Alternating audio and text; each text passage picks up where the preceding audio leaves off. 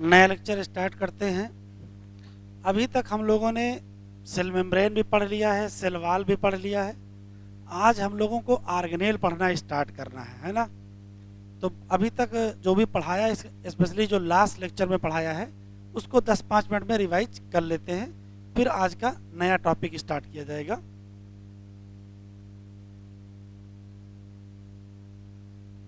हाँ, last lecture पर cell wall पढ़ाया था और एंडो मेम्ब्रेन सिस्टम की इंट्रोडक्शन हो गया था। उसी के आगे एंडो मेम्ब्रेन सिस्टम में आगे हम लोगों को आज पढ़ना है। तो सेल वाल में पहला सवाल ये था कि सेल वाल है क्या। तो ये टिक कर लीजिए, ये इंपॉर्टेंट है, ये नॉन लिविंग है। जब हम सेल मेम्ब्रेन और सेल वाल का कंपेयर करते हैं तभी पता चलता है। तो सेल मेम्ब्रेन लिविंग होती है, cell wall non living. Rigid structure होता है और ये क्या बनाती है, outer covering of the cell membrane. NCERT में लिखा है किसमें, फंजाई और प्लांट। लेकिन मैंने आपको बताया था कि अगर आपसे क्वेश्चन पूछा जाए कि सेल वाल किसमें प्रेजेंट है, तो प्रेजेंट में आप 4 नाम बताओगे, बैक्टीरिया बताओगे, फंजाई, एल्गी और हायर प्लांट। और एब्सेंट में एनिमल बताओगे, स्लाइम माउल्ड बताओगे, माइकोप्लाज्मा भी है और पीपीएलओ भी है। एनसीईआरटी में लिखा केवल ये है कि लैक सेल वाल, लेकिन अगर लैक सेल वाल पूछा जाए और ये ऑप्शन में ना मिले तो आप ये लगा दीजिएगा, क्योंकि ये भी सही है। हाँ, प्लांट में वो सेल बताओ जिसमें सेल वाल ना हो। तो प्लांट की जो गैमीट की सेल है उसमें भी सेल वाल नहीं पाई जाती है। चलो आगे देखते हैं। ये रटना था कि भाई प्लांट की जो सेल वाल है या कोई सेल वाल का क्या काम है। तो शेप तो मेन फंक्शन है, बस शेप में ध्यान ये रखना है कि अगर यूकैरियोटिक सेल है तो शेप में साइटोस्केलेटन का भी रोल है। मतलब सिर्फ सेल वाल मत लगा दीजिएगा। ये प्रोटेक्ट करेगी सेल को कहाँ से, एक तो मैकेनिकल डैमेज, ये इससे ज़्यादा इम्पॉर्टेंट ये है। क्वेश्चन पूछेगा सेल वाल या सेल को इन्फेक्शन से कौन बचाएगा, तो इन्फेक्शन से बचाने में किसका बड़ा रोल है, सेल वाल का। ये मदद करेगी किसमें, सेल इंट्रैक्शन में, और ये बैरियर की तरीके से काम करेगी, खासकर अनडिजायरेबल मतलब जो आवश्यक नहीं है, कौन से, माइक्रो की माइक्रो। तो याद रखिएगा माइक्रो है MA। अगर एग्जामिनर यहाँ माइक्रो लिख दिया तो गलत हो जाएगा, ये ध्यान रखिएगा, क्योंकि ऐसे ही थोड़ा थोड़ा चेंज करता है। फिर क्या था, फिर सवाल ये है कि सेल वाल बनी किसकी होगी। तो बैक्टीरिया की सेल वाल पेप्टाइडोग्लाइकान की बनी है या म्यूकोपेप्टाइड की, नाग और नाम भी कह सकते हैं। फंजाई की सेल वाल किसकी बनी है, काइटिन और पॉलीसेकेराइड की। एल्गी की सेलुलोज, गैलेक्टन, मैनन और मिनरल। और मिनरल में कौन सा था, कैल्शियम कार्बोनेट। इसी तरीके से अगर हम हायर प्लांट की बात करें तो सेलुलोज के साथ हेमीसेलुलोज, पेक्टिन और प्रोटीन है। इसका मैंने आर्डर भी आपको बताया कि सबसे ज़्यादा सेलुलोज, उससे कम हेमीसेलुलोज, उससे कम पेक्टिन और सबसे कम प्रोटीन। फिर क्वेश्चन इतने को देखेंगे तो आपको पता चलेगा कि किसमें सेल वाल में सेलुलोज नहीं है, तो नॉन सेलुलोजिक हो जाएगी, तो बैक्टीरिया और फंजाई। और किसमें सेलुलोज है तो सेलुलोजिक हो जाएगी, एल्गी और हायर प्लांट।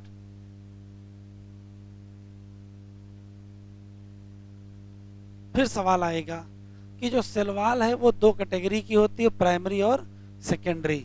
क्या कॉन्सेप्ट था वो यहाँ है कि किसी यंग प्लांट सेल में जो सेल वाल होती है उसी का नाम प्राइमरी वाल होता है।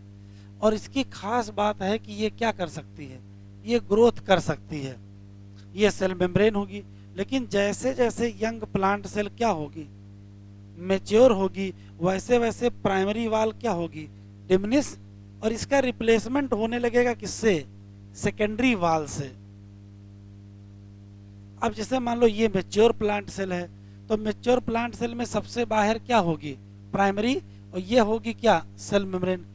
प्राइमरी वाल और सेल मेम्ब्रेन के बीच में ही क्या बन जाएगी,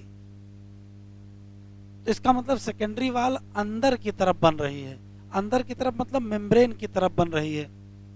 मैच्योर प्लांट सेल सेकेंडरी वाल बनेगी कहाँ, इनर साइड, एनसीईआरटी में लिखा है किधर की तरफ, तो आंसर देंगे क्या, मेम्ब्रेन की तरफ।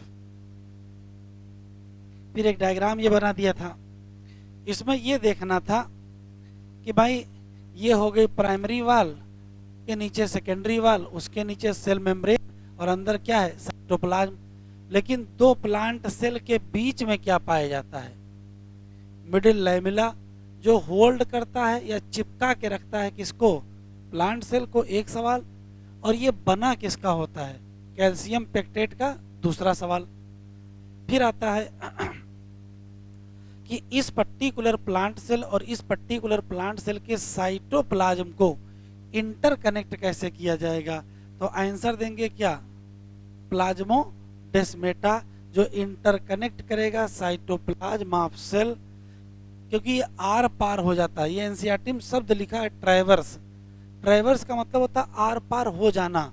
तो किसके आर पार होगा, तो कहोगे मिडिल लैमेला और किसके, सेल वाल, और किसको जोड़ देगा, इस प्लांट सेल और इस प्लांट सेल के साइटोप्लाज्म को।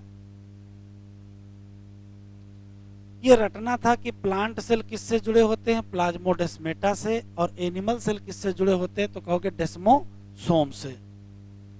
फिर मैंने एंडोमेम्ब्रेन सिस्टम यहां बताया था कि किसी भी यूकैरियोटिक सेल में बहुत सारे सेल ऑर्गेनेल पाए जाते हैं, जैसे न्यूक्लियस है, फिर एंडोप्लाज्मिक रेटिकुलम है, गाल्जी कॉम्प्लेक्स है, लाइसोसोम है, वैक्यूल है, माइटोकॉन्ड्रिया है, क्लोरोप्लास्ट है, पेरोक्सिसोम है। इतने सारे ऑर्गेनेल हैं और सबके अपने अपने काम हैं। जैसे माइटोकॉन्ड्रिया अपना काम करेगा, गाल्जी कॉम्प्लेक्स अपना करेगा, ईआर अपना करेगा, अपने अपने काम तो हैं, लेकिन फिर भी ये चार लोग, एंडोप्लाज्मिक रेटिकुलम, गाल्जी कॉम्प्लेक्स, लाइसोसोम और वैक्यूल का जो फंक्शन है वो आपस में क्या होते हैं, कोऑर्डिनेट होते हैं। और जितने लोगों का फंक्शन कोऑर्डिनेट होते हैं वही क्या बनाते हैं, एंडोमेम्ब्रेन सिस्टम बना लेते हैं। लेकिन जिन लोगों का फंक्शन कोऑर्डिनेट नहीं होता है, जैसे माइटोकॉन्ड्रिया, क्लोरोप्लास्ट और पेरोक्सिसोम का इनसे ज्यादा मतलब नहीं होता है, इनसे कम बनती है, इसी नाते ये not coordinate with the endomembrane system. तो यहां मैंने लिखा था कि कौन कौन से ऑर्गेनेल हैं जो एंडोमेम्ब्रेन सिस्टम का पार्ट हैं और कौन कौन है जो पार्ट नहीं है में एंडोप्लाज्मिक रेटिकुलम, गाल्जी कॉम्प्लेक्स, लाइसोसोम और वैक्यूल, और नहीं में माइटोकॉन्ड्रिया, क्लोरोप्लास्ट, पेरोक्सिसोम। ये सब सिंगल मेम्ब्रेन है, ये भी मैंने आपको बताया था। याद रखिएगा कि एंडोमेम्ब्रेन सिस्टम में जितने कंपोनेंट हैं वो सब सिंगल मेम्ब्रेन वाले हैं, लेकिन यहाँ जो पार्ट नहीं है उसमें से ये दो लोग क्या हैं, डबल मेम्ब्रेन के हैं। और ये क्या है, तो ये एक लाइन अच्छी है, एग्जाम में पूछ सकता है कि एंडोमेम्ब्रेन सिस्टम फॉर्म बाई, तो क्या ऑप्शन दोगे, सिंगल मेम्ब्रेन ऑर्गेनेल की डबल मेम्ब्रेन ऑर्गेनेल, तो क्या बताओगे, तो कहोगे अरे ये एंडोमेम्ब्रेन सिस्टम तो सिंगल मेम्ब्रेन ऑर्गेनेल से बना है ना, ये सिंगल मेम्ब्रेन ऑर्गेनेल से बना कि डबल से बना है। चलो बेटा, ठीक है। अब हम लोगों को ये हमने फ्लो चार्ट कल बताया था कि एंडोमेम्ब्रेन सिस्टम में न्यूक्लियर मेम्ब्रेन, फिर एंडोप्लाज्मिक रेटिकुलम, फिर गाल्जी कॉम्प्लेक्स, लाइसोसोम, वैक्यूल, ये चेन है, ठीक। तो ये लास्ट लेक्चर कंप्लीट हो गया है। आज का हम लोग लेक्चर स्टार्ट करते हैं, नया टॉपिक। तो मोटा मोटा हम लोगों ने क्या पढ़ लिया है, देखिए मोटा मोटा हम लोगों ने बेसिक इंफॉर्मेशन सेल की कंप्लीट कर ली है। जैसे सेल क्या होती है ये समझ लिया है, फिर इसके अलावा प्रोकैरियोटिक सेल, बुकलेट बेटा वहां से ले आओ, सेल क्या होती है, प्रोकैरियोटिक सेल क्या होती है, यूकैरियोटिक सेल क्या होती है, सेल मेम्ब्रेन क्या होती है, और सेल वॉल क्या होता है। अभी तक आप जितना पढ़े हो इससे एग्जाम में एक सवाल आता है इस चैप्टर, है नहीं क्या, इससे एग्जाम में एक सवाल आता है। होता क्या है कि इस चैप्टर से 3 से 4 क्वेश्चन आने हैं, तो अभी तक का जो कंटेंट है उससे एक सवाल, फिर बीच में जो पढ़ा जाएगा उससे एक सवाल, और फिर न्यूक्लियस और उसके बाद का जो हिस्सा है उससे एक सवाल आने को उम्मीद रहती है। ठीक है, तो आज हम लोग एंडो मेम्ब्रेन सिस्टम के चारों ऑर्गेनेल पढ़ लेते हैं। पहले एंडोप्लाज्मिक रेटिकुलम, फिर गाल्जी कॉम्प्लेक्स, लाइसोसोम और वैक्यूल। ठीक,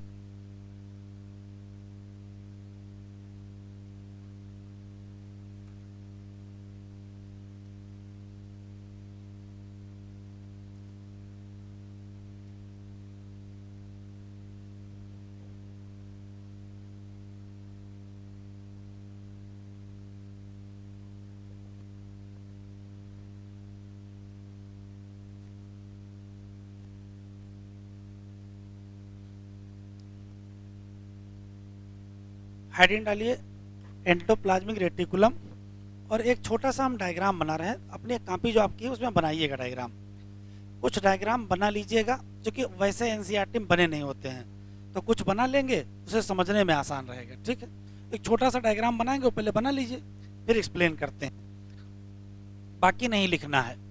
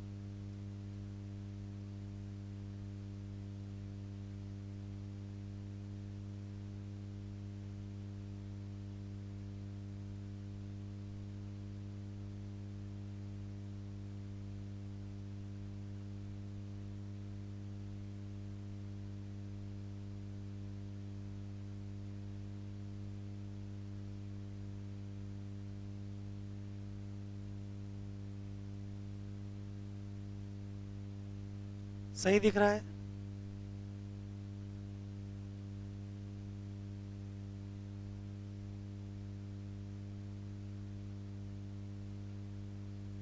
सुनो,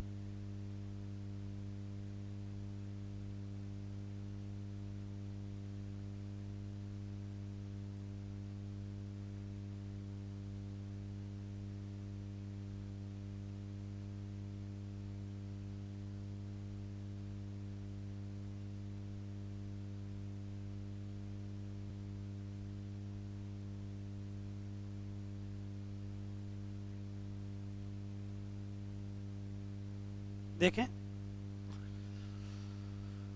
शुरू किया जाए। तो देखो हुआ क्या था कि पहले सेल की डिस्कवरी हुई, थोड़े दिनों बाद इलेक्ट्रॉन माइक्रोस्कोप की डिस्कवरी हुई, और जब इलेक्ट्रॉन माइक्रोस्कोप की डिस्कवरी हुई तो सेल के अंदर के जो स्ट्रक्चर हैं वो वैज्ञानिकों ने साफ साफ देखा। तो ये क्वेश्चन आप याद रखिएगा, इस चैप्टर में 4 जगह इलेक्ट्रॉन माइक्रोस्कोप लिखा है। अभी पिछले साल एक क्वेश्चन आया था, उसमें इलेक्ट्रॉन माइक्रोस्कोप की जगह लाइट माइक्रोस्कोप कर दिया, क्वेश्चन गलत हो गया था। तो एनसीईआरटी में जो लिखा वही दिमाग में रखें, क्या कि जब कभी किसी यूकैरियोटिक सेल को इलेक्ट्रॉन माइक्रोस्कोप से, अभी इसका फ्लो चार्ट लिखेंगे, पहले देख लेते हैं। जब किसी यूकैरियोटिक सेल को इलेक्ट्रॉन माइक्रोस्कोप से देखोगे तो पता चलेगा कि सेल के अंदर एक नेटवर्क पाया जाता है। सेल के अंदर एक नेटवर्क पाया जाता है, पतली पतली ट्यूब्यूल, टिनी ट्यूबुलर स्ट्रक्चर का नेटवर्क पाया जाता है। इसी नेटवर्क या टिनी ट्यूबुलर स्ट्रक्चर का जो नेटवर्क है उसी को क्या कहा गया? Endoplasmic reticulum. अब सवाल इसका नाम ये क्यों पड़ा? तो ऐसा नेटवर्क जो साइटोप्लाज्म में फैला हो, अंदर हो, तो उसको एंडोप्लाज्म कहोगे, और रेटिकुलम शब्द का मतलब होता है नेटवर्क। तो पहला सवाल ये है कि जब यूकैरियोटिक सेल को इलेक्ट्रॉन माइक्रोस्कोप से देखा गया तो उसके साइटोप्लाज्म में नेटवर्क या रेटिकुलम मिला, किसका? पतले पतले ट्यूब्यूल का। उसी नेटवर्क का नाम क्या रख दिया गया? Endoplasmic reticulum. एक क्वेश्चन, मान लेते हैं कि ये सेल है और ये अंदर नेटवर्क बना हुआ है ऐसे, ठीक है, एग्जाम्पल। तो हुआ क्या, इस नेटवर्क के चक्कर में जो टोटल साइटोप्लाज्म है वो 2 हिस्सों में बट गया। क्या? कुछ इसके अंदर और कुछ इसके बाहर। देखिए ये ट्यूब्यूल है, ये ट्यूब्यूल है, इसके बीच में जगह दिख रही है, तो 2 ट्यूब्यूल के बीच में जो जगह होगी उसका नाम एक्स्ट्रा ल्यूमिनल कंपार्टमेंट कहेंगे, और जो ट्यूब्यूल के अंदर होगी उसका नाम ल्यूमिनल कंपार्टमेंट। तो क्वेश्चन पूछेगा एंडोप्लाज्मिक रेटिकुलम से क्या फायदा क्या नुकसान? तो कहोगे इसने साइटोप्लाज्म को 2 हिस्सों में बांट दिया। एक कंपार्टमेंट जो ट्यूब्यूल के अंदर था उसका नाम ल्यूमिनल कंपार्टमेंट, और एक उसके बाहर था उसका नाम एक्स्ट्रा ल्यूमिनल। ये जो था ये कहाँ था? एंडोप्लाज्मिक रेटिकुलम, और ये जो था वो कहाँ था? साइटोप्लाज्म। चूंकि इलेक्ट्रॉन माइक्रोस्कोप से देख रहे हैं तो छोटी से छोटी चीज भी दिखाई पड़ जाएगी। तो देखो क्या दिखाई पड़ गया, ये मान लेते हैं एंडोप्लाज्मिक रेटिकुलम है, तो उसके सरफेस पर राइबोसोम दिखाई पड़ गए। एंडोप्लाज्मिक रेटिकुलम के सरफेस पर कुछ जगह पर राइबोसोम दिखाई पड़ गए। तो और ध्यान से जब देखा तो पता चला कुछ जगह तो दिख रहे हैं लेकिन कुछ जगह नहीं दिख रहे हैं। तो जहां जहां दिख रहे होंगे वो थोड़ा रफ दिखाई पड़ेगा, और जहां नहीं दिख रहे होंगे वहां स्मूथ अपीयरेंस होगा। तो एंडोप्लाज्मिक रेटिकुलम दिखने में कैसी थी? तो वैज्ञानिकों ने कहा इसके 2 अपीयरेंस है, एक रफ अपीयरेंस है, एक स्मूथ अपीयरेंस है। लोगों ने पूछा क्यों? तो कहा जहां राइबोसोम है वहां रफ अपीयरेंस है, और जहां राइबोसोम नहीं है वहां क्या है? स्मूथ अपीयरेंस है। तो फिर एंडोप्लाज्मिक रेटिकुलम 2 कैटेगरी की हो गई, कौन सी? रफ एंडोप्लाज्मिक और स्मूथ एंडोप्लाज्मिक। तो ओवरव्यू पहले दिमाग में बन जाना चाहिए, क्या कि जब कभी इलेक्ट्रॉन माइक्रोस्कोप, जब कभी इलेक्ट्रॉन माइक्रोस्कोप, जल्दी ना देखिएगा क्योंकि क्वेश्चन गलत हो जाएगा। जब इलेक्ट्रॉन माइक्रोस्कोप से किसको देखोगे?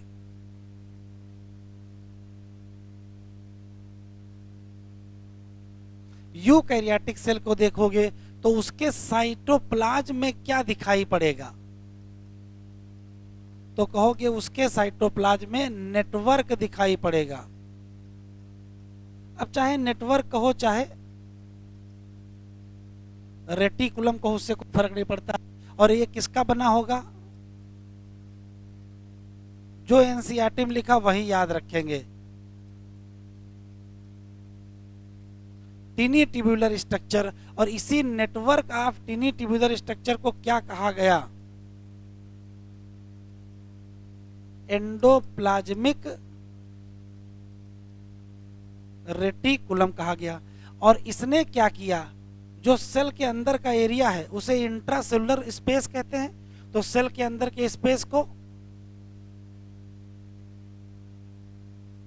इंट्रासेलुलर स्पेस कहते हैं। उसके कितने हिस्से बना दिए? 2 हिस्से बना दिए। एक कौन सा था? एक था ल्यूमिनल कंपार्टमेंट, और एक कौन सा था?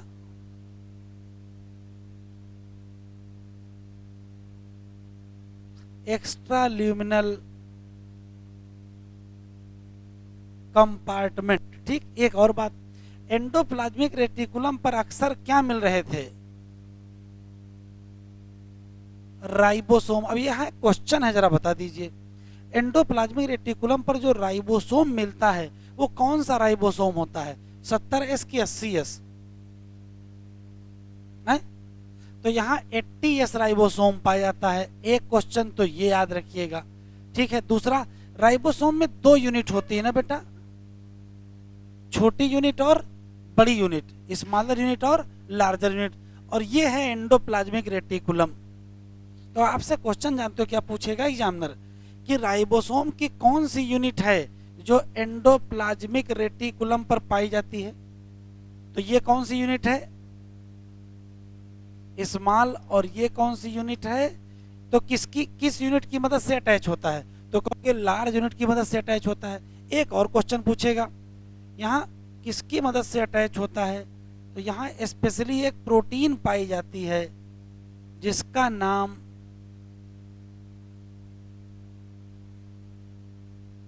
राइबोफोरिन है। तो राइबोफोरिन प्रोटीन की मदद से अटैच होता है। तो 3 क्वेश्चन तो यहीं से निकला है कि एंडोप्लाज्मिक रेटिकुलम पर अक्सर क्या मिलता है? राइबोसोम। कौन सा? 80S मिला है। इसकी 2 यूनिट होती, छोटी और बड़ी यूनिट होती है।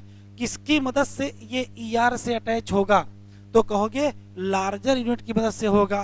लेकिन किसकी मदद से? तो आंसर देंगे क्या? Ribophorin protein. अब सवाल ये है कि अगर राइबोसोम है कि नहीं है। तो अगर राइबोसोम प्रेजेंट है या राइबोसोम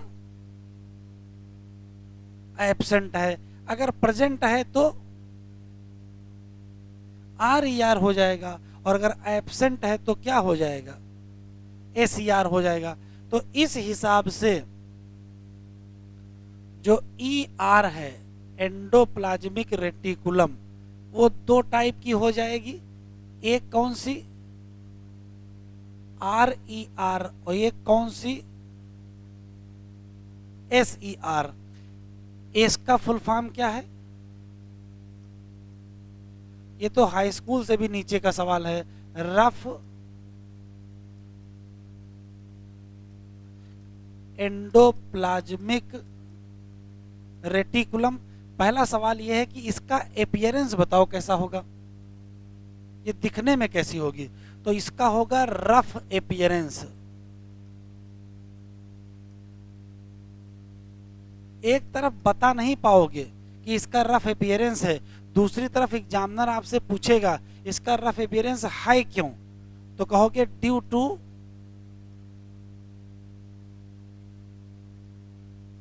राइबोसोम ऑन सरफेस। अच्छा ये बताओ, राइबोसोम का काम क्या है? प्रोटीन बनाना। अगर आपसे क्वेश्चन पूछेगा RER का काम क्या है, तो RER का काम क्या होगा? प्रोटीन ही बनाना होगा। एक और क्वेश्चन जरा देख लीजिए। तो देखिए, मान लेते हैं कि ये सेल है और मान लेते हैं ये न्यूक्लियस है। तो एंडोप्लाज्मिक रेटिकुलम ऐसे ऐसे ऐसे ऐसे तो होती है, एंडोप्लाज्मिक रेटिकुलम न्यूक्लियस की मेम्ब्रेन और सेल मेम्ब्रेन के बीच पाया जाता है। तो क्वेश्चन पूछेगा इसमें, क्वेश्चन पूछेगा कौन सा ईआर न्यूक्लियस की मेम्ब्रेन के करीब है और कौन सा ईआर क्या सेल मेम्ब्रेन के करीब है। तो न्यूक्लियर मेम्ब्रेन के करीब कौन सा है, आर ई आर है, और सेल मेम्ब्रेन की तरफ कौन होगा, एस ई आर। तो ये भी इंपॉर्टेंट है। बताओ न्यूक्लियर मेम्ब्रेन में बाहर वाली मेम्ब्रेन से अटैच है कि अंदर वाली। भाई न्यूक्लियर मेम्ब्रेन में दो मेम्ब्रेन होती है, ये अंदर वाली मेम्ब्रेन, ये बाहर वाली। तो जो आर ई आर है बताओ आउटर मेम्ब्रेन से अटैच है कि इनर मेम्ब्रेन से, तो आउटर। तो पलट देते हैं, एस ई आर और आर ई आर में जरा सा अंतर है। कौन सा एंडोप्लाज्मिक रेटिकुलम है जो न्यूक्लियस से अटैच है या न्यूक्लियस की मेम्ब्रेन से अटैच है या आउटर न्यूक्लियर मेम्ब्रेन से अटैच है। तो तीनों का जवाब आंसर क्या दोगे, आर ई आर। जबकि एस ई आर क्या होती है, थोड़ा दूर होती है। वापस आ जाओ यहाँ। तो आर ई आर में एक क्वेश्चन और है कि एक तो ये एक्सटेंसिव होते हैं, एक्सटेंसिव शब्द एनसीईआरटी में लिखा है। एक्सटेंसिव का मतलब ज्यादा फैलना, ज्यादा फैलना। तो कौन सी ई आर है जो ज्यादा फैलती है, तो तुरंत आंसर क्या दोगे, आर ई आर। और किससे अटैच है, आउटर न्यूक्लियर। अब जानते हो एग्जामिनर क्या करेगा, यहां सिर्फ आउटर की जगह इनर कर देगा, लिखा होगा R E R found attach with inner nuclear membrane, सही है। या ऐसे कर देगा outer nuclear membrane in close contact with S E R, सही है। आउटर किससे किससे जुड़ा रहता है, आर ई आर। देखो हो क्या रहा है, एग्जामिनर केवल एनसीईआरटी की लाइनें उठाता है और लाइनों में ही चेंज करता है। तो आप अपनी आंखें खुली रख के रखिए और ये जरूर देखते रहिए कि क्या चेंज होगा। ऐसे he is are I am नहीं चेंज कर देगा, चेंज वही करेगा जिससे उस स्टेटमेंट का मतलब बदल जाए। तो किससे अटैच है बेटा, आउटर न्यूक्लियर मेम्ब्रेन। फिर सवाल है आखिरी में फंक्शन, बताओ क्या करेगा। तो भाई देखिए राइबोसोम का एक ही काम है, एंडोप्लाज्मिक रेटिकुलम। तो आर ई आर का काम क्या होगा, प्रोटीन बनाना होगा। राइबोसोम का प्रोटीन ही बनाना तो है, तो आर ई आर की भी काम क्या होगा, प्रोटीन। तो इस तरह फंक्शन है प्रोटीन सिंथेसिस।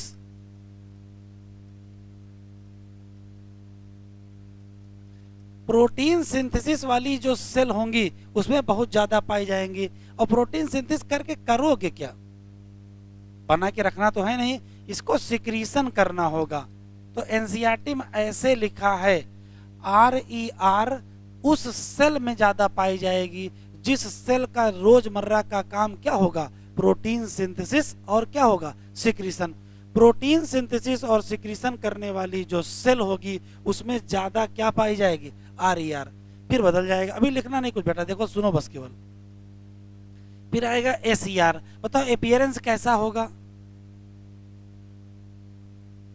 कैसा होगा और ऐसा क्यों होगा, क्यों होगा बताओ,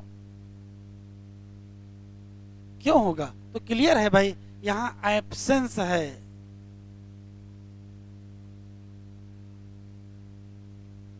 राइबोसोम।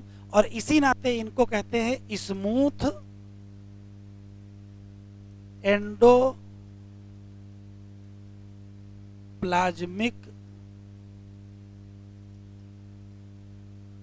रेटिकुलम। ठीक, एक क्वेश्चन तो हो सकता है ये असर्शन रीजन में पूछ ले, एसईआर का नाम एसईआर क्यों है, तो कहोगे स्मूथ अपीयरेंस है। और स्मूथ अपीयरेंस क्यों है, due to absence of ribosome है। फिर आता है कि एसईआर कैसी होंगी, तो यहां बेटा कौन सा शब्द लिखे हो, तो यहां क्या लिखोगे,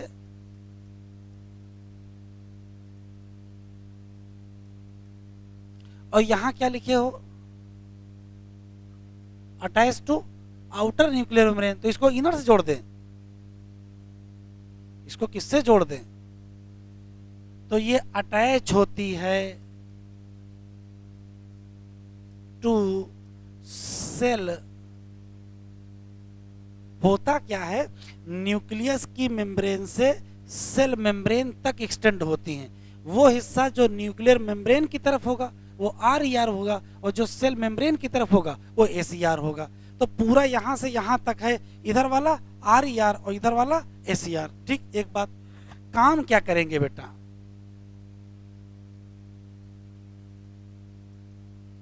तो फंक्शन है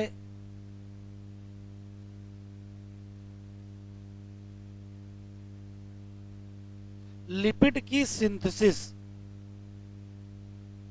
फंक्शन है लिपिड की सिंथेसिस। अच्छा, एग्जामिनर ने दिमाग लगा दिया, लिपिड बच्चों को गया था रट। एग्जामिनर ने अभी 2018 या 19 में एक बार पूछा है, ये बताओ फास्फोलिपिड कहां बनता है?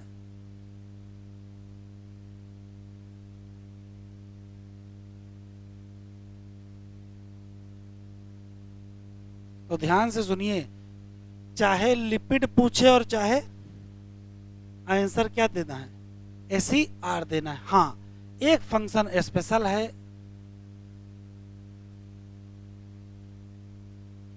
एनिमल सेल में क्या,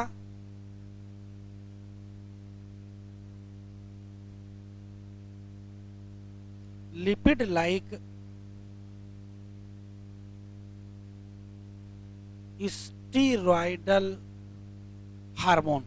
ये बहुत जल्दी ना पेपर पढ़िएगा, स्टेटमेंट में तो क्या करेगा, ऐसे लिखा होगा, in plant cell lipid like steroidal hormone synthesize at SER। सही है, ये तो घर आने के बाद पता चलेगा, है ना, वहां तो सही है मान लोगे। यहाँ सिर्फ क्या चेंज करेगा, एनिमल की जगह प्लांट कर देगा। तो मैं फिर आपको बता रहा हूं कि सिर्फ आप ये देखते चलिए कि कौन सी लाइन में क्या बदलाव होगा। ठीक है, यहाँ लिपिड की जगह प्रोटीन कर देगा तो भी क्या हो जाएगा, गलत हो जाएगा। तो ओवरऑल पिक्चर बन गई हमारे माइंड में, क्या, एंडोप्लाज्मिक रेटिकुलम एक नेटवर्क है जो न्यूक्लियस की मेम्ब्रेन से लेकर के सेल मेम्ब्रेन तक फैला है। पहला सवाल, इस पे अक्सर राइबोसोम पाए जाते हैं, जिस पर राइबोसोम होते हैं उसका अपीयरेंस रफ होता है, और जिस पर नहीं पाए जाते उसका अपीयरेंस स्मूथ होता है। जो रफ होते हैं वो RER और जो स्मूथ होते हैं वो SER।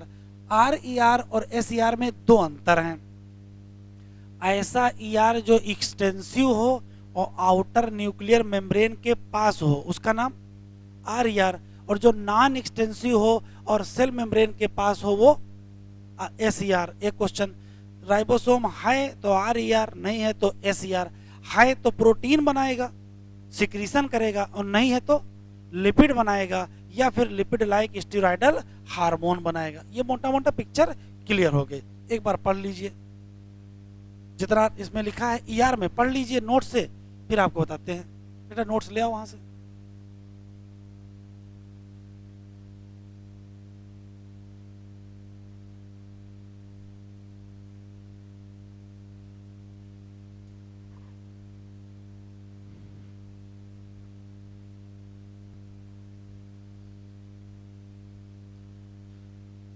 पढ़ लिया बेटा, RER पढ़ लिया, SER हो गया दोनों।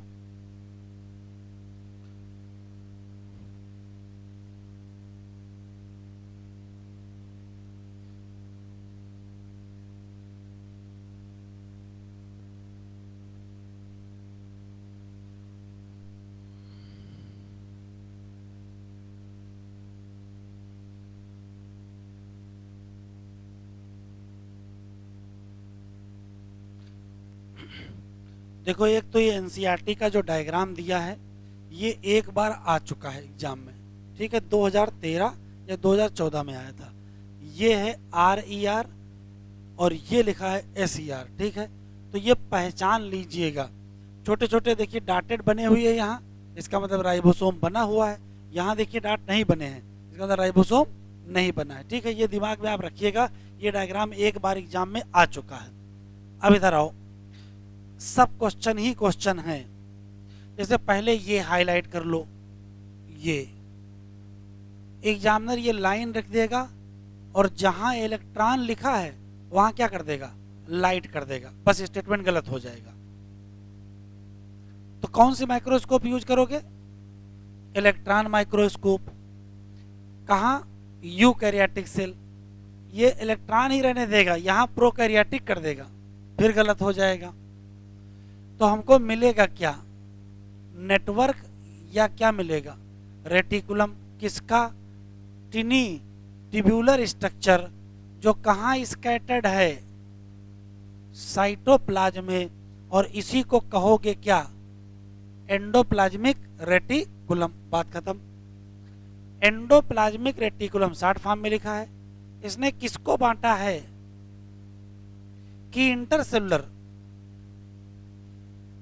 इंटर है कि इंट्रा है, इंट्रा का मतलब, इंट्रा का मतलब के अंदर होता है, तो सेल के अंदर का जो स्पेस है उसको बांटा है, सेल के बाहर का नहीं बांटा है। तो इंट्रा की जगह क्या कर देगा, अगर ये लिख दे इंटर तो क्या होगा, तुरंत स्टेटमेंट गलत हो जाएगा। जरस चेंज है, और यही आपको पकड़ना है एग्जाम में, ये आदत आप रखिए। तो कौन सा चेंज होगा, इंटर की इंट्रा है, इंट्रा सेलुलर स्पेस को किसमें कन्वर्ट कर देगा, दो कंपार्टमेंट, और दो कंपार्टमेंट कौन से हैं, ल्यूमिनल कंपार्टमेंट जो कहां होगा, ईआर के अंदर होगा, और दूसरा कौन सा, एक्स्ट्रा ल्यूमिनल जो कहां होगा, साइटोप्लाज्म।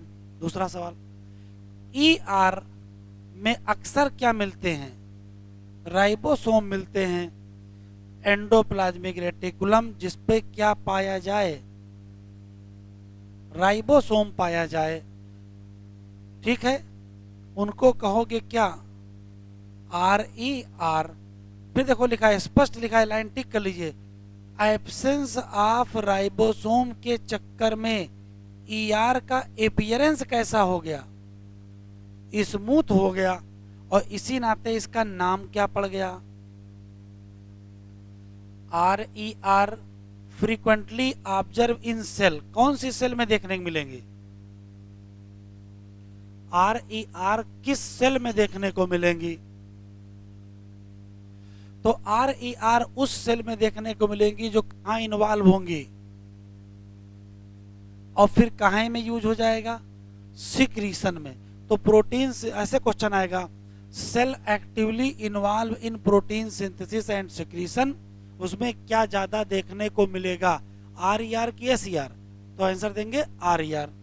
ठीक, फिर RER ये हाईलाइट कर लो बेटा, कैसा है,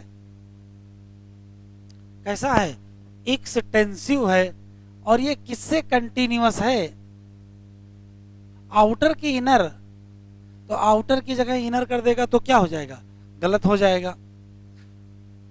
स्मूथ एंडोप्लाज्मिक रेटिकुलम ये मेन जगह है, वहां क्या बनेगा, लिपिड की जगह जो आया था वो भी लिख लो बगल में,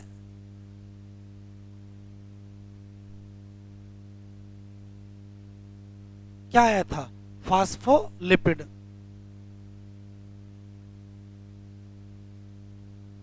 अच्छा, एक इससे मिलता जुलता शब्द है, वहां से गलती आपसे हो जाएगी, एक शब्द है ये, लिखिएगा नहीं,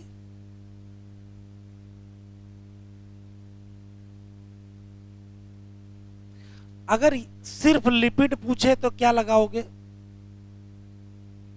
अगर सिर्फ लिपिड पूछे, लिपिड कहां बनता है आप यहां बता दोगे, फास्फोलिपिड कहां बनता है तो भी SER लगा दोगे, लेकिन जैसे ये लिखेगा वैसे आंसर बदल जाएगा, क्या लगाओगे, तो गाल्जी कॉम्प्लेक्स या गाल्जी बॉडी लगाओगे। तो आराम से पढ़िएगा, जल्दी में ना रहिएगा, पूछा है ग्लाइकोलिपिड मन में फास्फोलिपिड है, या पूछा है फास्फोलिपिड मन में ग्लाइकोलिपिड है, लिपिड पूछेगा तो SER, फास्फोलिपिड पूछेगा तो भी SER, लेकिन ग्लाइकोलिपिड पूछेगा तो आंसर बदल जाएगा, क्या, तो तुरंत गाल्जी कॉम्प्लेक्स, अभी बताएंगे उसको।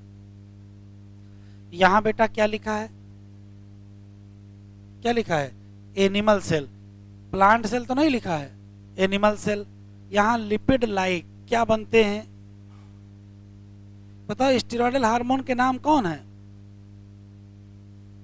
अरे तो एस्ट्रोजन है, प्रोजेस्टेरॉन है, टेस्टोस्टेरॉन, यही सब तो हैं, कार्टिसॉल वगैरह हैं। तो जो स्टेरॉयड हार्मोन है, हो सकता है कि किसी स्टेरॉयड हार्मोन का नाम दे दे, हो सकता है किसी स्टेरॉयड हार्मोन का नाम दे दे और आपसे पूछ ले कहां बनता है, तो आप क्या बताओगे, SER में बनता है। ठीक है, कोई दिक्कत तो नहीं, SER बिल्कुल क्लियर। चलो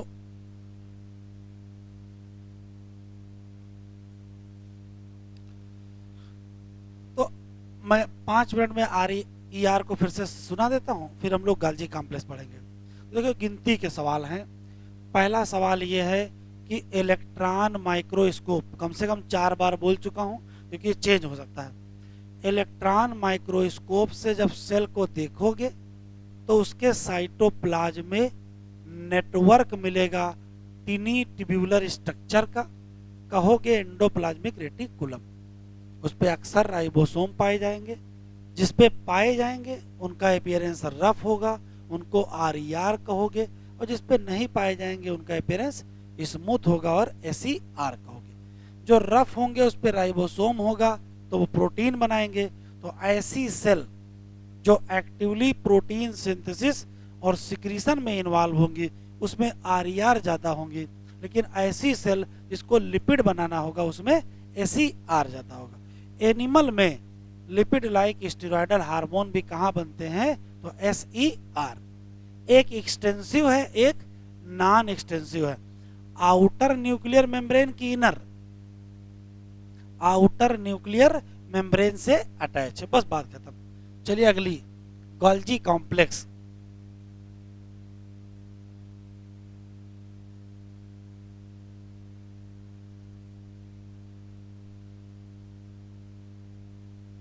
यहां भी एक छोटा सा डायग्राम बना लीजिए, फिर अभी एक्सप्लेन करते हैं।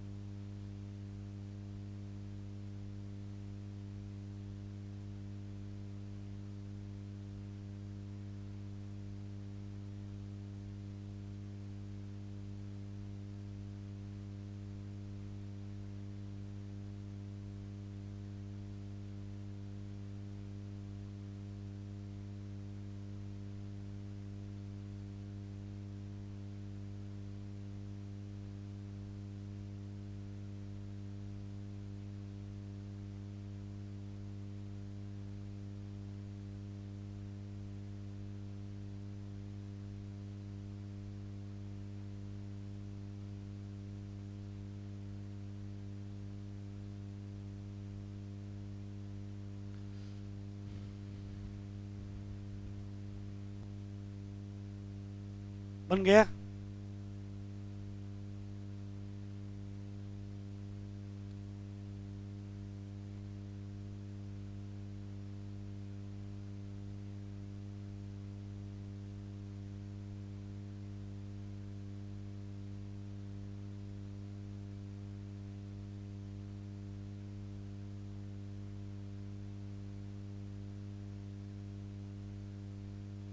शुरू करें।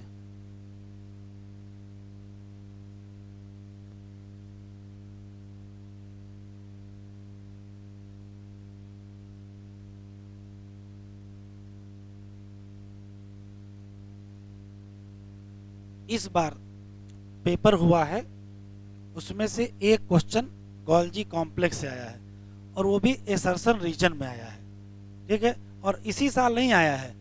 अगर एग्जामिनर से कहा जाए एंडो मेम्ब्रेन से एक सवाल बनाओ तो गोल्जी कॉम्प्लेक्स से ही बना देता है। इस नाते हर एक साल छोड़ करके एग्जाम में एक क्वेश्चन गोल्जी कॉम्प्लेक्स का आ ही जा रहा है, ठीक है। अभी दिखाएंगे आपको कितने सवाल इससे आए हैं, कुछ ना कुछ पूछा ही जा रहा है। शुरू करें।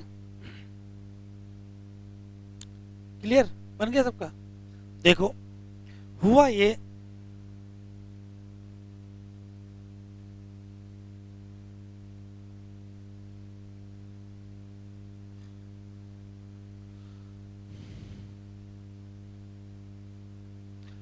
ये कि एक साइंटिस्ट हैं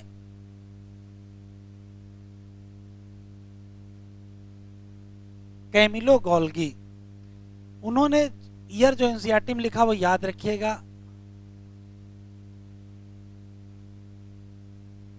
1898 में। ईयर देखिए, ध्यान सुनिए, एनसीईआरटी में जितने साइंटिस्ट के नाम लिखे हैं और जितने ईयर लिखे हैं वो जरूर याद रखिएगा। वो एक रफ कॉपी में एक लिस्ट बना के लिख डालिए, क्योंकि अगर कोई एनसीईआरटी का वो साइंटिस्ट आएगा तो एनसीईआरटी का ही आएगा। जैसे इस बार भी एक साइंटिस्ट आ गए थे, तो साइंटिस्ट का नाम कैमिलो गोल्गी, 1898। ये माइक्रोस्कोप से सेल को देख रहे थे, माइक्रोस्कोप से सेल को देख रहे हैं। एनसीईआरटी में कुछ नहीं लिखा है, ना लाइट लिखा है ना इलेक्ट्रॉन लिखा। तो जब कुछ नहीं लिखा तो कुछ नहीं बोलोगे, जब लिखा है तभी बोलोगे। ये रंगने के बाद होता क्या है, जैसे मान लीजिए आपको कोई सेल देखनी है या सेल के स्ट्रक्चर देखने हैं तो इसकी स्टेनिंग की जाती है। स्टेनिंग का मतलब रंगना। रंगने के बाद ये देख रहे थे तो देखो क्या दिखाई पड़ा।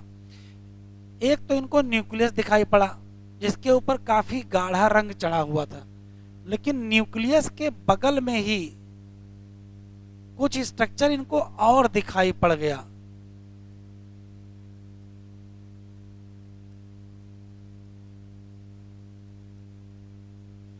डेंसली स्टेन्ड, काफी गाढ़ा रंग चढ़ा था। तो क्वेश्चन आएगा कैमिलो गोल्गी को सेल में क्या दिखाई पड़ा, तो कहोगे डेंसली स्टेन्ड रेटिकुलर स्ट्रक्चर।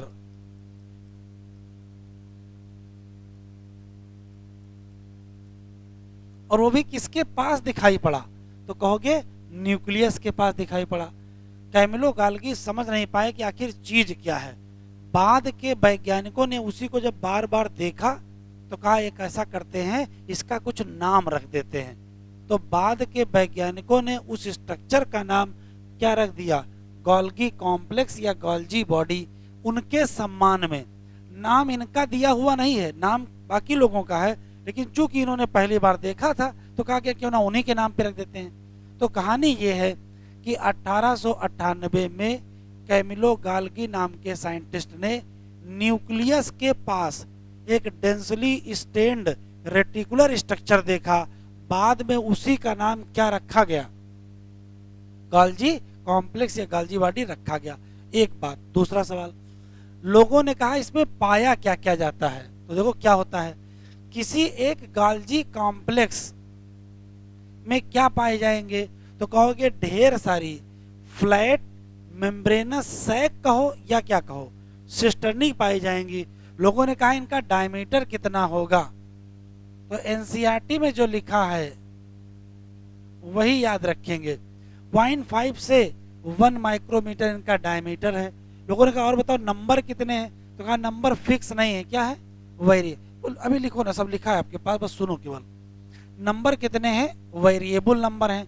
फिर भी अगर नंबर आपसे पूछ ही ले तो आप 6 से 8 नंबर बता दीजिएगा, ठीक। कैसे होते हैं? तो कहा एक दूसरे के पैरेलल लगे होते हैं। और ये शब्द बहुत काम का है, ये कंसेंट्रिक अरेंजमेंट। इसका मतलब क्या होता है? देखो, जैसे मान लेते हैं ये मैंने सर्कल बनाया, इसका सेंटर कहाँ है? यहाँ। ये दूसरा सर्कल बनाया, इसका भी सेंटर यहाँ। तीसरा सर्कल बनाया, इसका भी सेंटर यहाँ। तो जब कई चीजों का सेंटर एक जैसा हो तो उसको क्या कहते हैं? कंसेंट्रिक अरेंजमेंट कहते हैं। हाँ, खास बात यह है कि किसी, चाहे इसको देख लो, चाहे इसको देख लो, चाहे इसको, ये है क्या? ये सिस्टर्नी है। और किसी एक सिस्टर्नी में बिल्कुल स्पष्ट क्या पाया जाता है? सिस और ट्रांस। तो सिस के ही दो और नाम है, सिस कहो चाहे चाहे फार्मिंग कहो, और ट्रांस कहो चाहे चाहे मैच्योरिंग कहो। क्यों? देखो जरा क्या हो रहा है। हुआ क्या है, जो एंडोप्लाज्मिक रेटिकुलम है वहीं से निकलती है क्या? वेसिकल। और यही वेसिकल बड़ी होकर के क्या बना लेती है? सिस्टर्नी। और सिस्टर्नी बड़ी होती जा रही है तो इधर से बन रही है, तो ये कौन सा फेस? Farming face. और इधर की तरफ मेच्योर हो रही है तो ये कौन सा फेस? Maturing face. तो सिस और ट्रांस, कॉन्वेक्स और फार्मिंग और मेच्योरिंग फेस, ये किसके बारे में आप बता रहे हो? सिस्टर्नी के बारे में बता रहे हो। तो जनरल देखिए क्वेश्चन क्या निकले, केवल 4 सवाल। 1898 ईयर नहीं बोलेंगे। साइंटिस्ट कैमिलो गाल्गी क्या ऑब्जर्व किया? डेंसली स्टेन्ड रेटिकुलर स्ट्रक्चर किसके करीब? Near nucleus. उसी का नाम क्या रखा गया? बाद में उसका नाम क्या रखा गया? Golgi complex. एक क्वेश्चन, किसी गोल्जी कॉम्प्लेक्स में क्या क्या क्या होता है? तो कहो ढेर सारी क्या होती हैं? फ्लैट मेम्ब्रेनस सैक या सिस्टर्नी होती हैं। कितनी होती हैं? वेरिएबल होती है, स्टैक्ड पैरेलल होती हैं, कंसेंट्रिक अरेंजमेंट होता है, लेकिन स्पष्ट सिस और डायमीटर 0.5 से 1 माइक्रोमीटर होता है। अगर नंबर पूछ ही ले और बताना ही पड़े तो कितना बताओगे? 6 to 8। किसी एक सिस्टर्नी में क्या होगा? सिस और ट्रांस, कॉन्वेक्स और कॉनकेव, फार्मिंग और मैच्योरिंग। इसका नाम फार्मिंग क्यों है? क्योंकि इधर से ही बन रहे हैं, इस नाते क्या हो गया? फार्मिंग। और इधर की तरफ क्या हो रहे हैं? मैच्योर हो रहे हैं। तो जैसे जैसे मैच्योर होंगे वैसे वैसे कुछ चेंज आएगा। देखो क्या आता है, होता क्या है कि यहां से भी वेसिकल निकलेगी, इस सिस्टर्नी से वेसिकल निकलेगी, और इस वेसिकल के कई भविष्य हैं। देखो, हो सकता है ये वेसिकल बड़ी हो जाए और क्या बना ले, और हो सकता है ये वेसिकल बड़ी हो जाए और वैक्यूल बना ले, ये भी हो सकता है। और हो सकता है ये सिक्रेटरी वेसिकल ही बनी रहे। तो होगा क्या? गाल्जी कॉम्प्लेक्स का ही भविष्य है, क्या बनेगा? या तो लाइसोसोम, या तो क्या बनेगा? वैक्यूल, या क्या रहेगा? वेसिकल रहेगा। और वेसिकल रहेगा तो क्या हो जाएगा? सिक्रीशन। तो जरा बढ़ा लो बेटा इतना।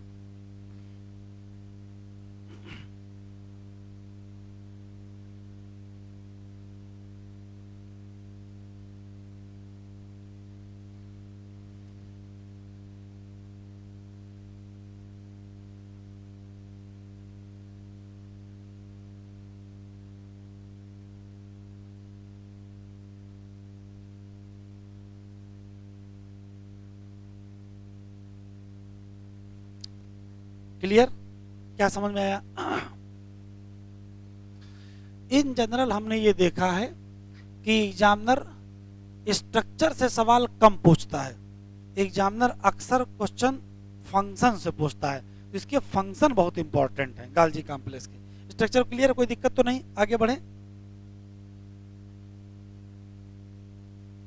अब आता है फंक्शन।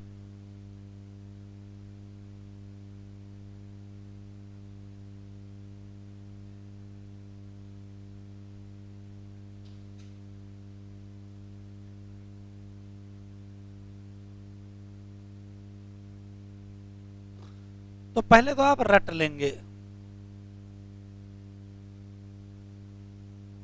4 फंक्शन है, पहले आप रट लेंगे क्या।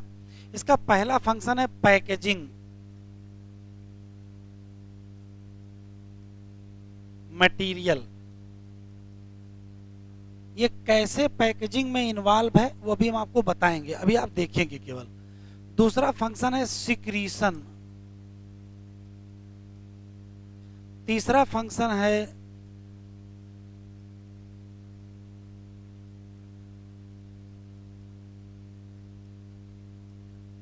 मॉडिफिकेशन ऑफ प्रोटीन, और चौथा फंक्शन है सिंथेसिस करना किसकी,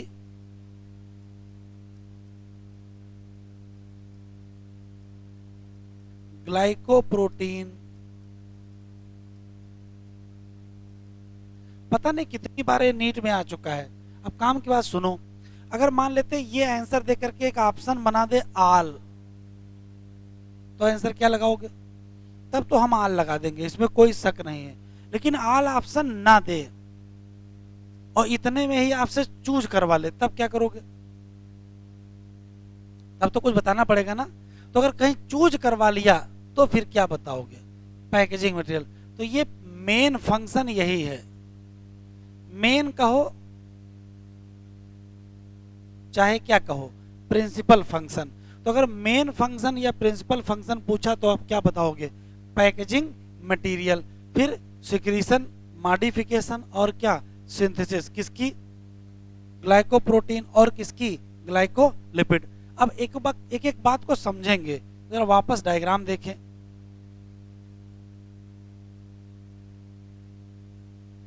लिख लो, लिखना है अगर तो, वैसे लिखा है सब, लिख लिया। देखो होता क्या है, एनसीईआरटी में जो इस बार एसर्शन रीजन आया वो इसी से आया, इसके फंक्शन से आया है। कैसे देखो, ये मान लेते हैं कि एंडोप्लाज्मिक रेटिकुलम है।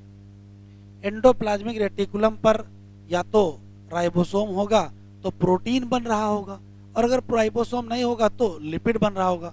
चाहे जो बन रहा हो, वो बनने के बाद उस मटेरियल की पैकेजिंग करनी होगी, उस मटेरियल की। तो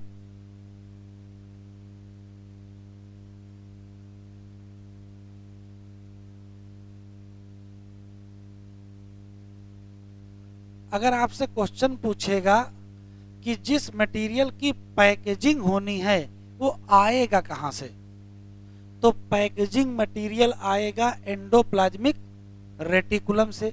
और किसके अंदर आएगा, वेसिकल। अभी लिखो नहीं, सब लिख लेना बाद में आराम से।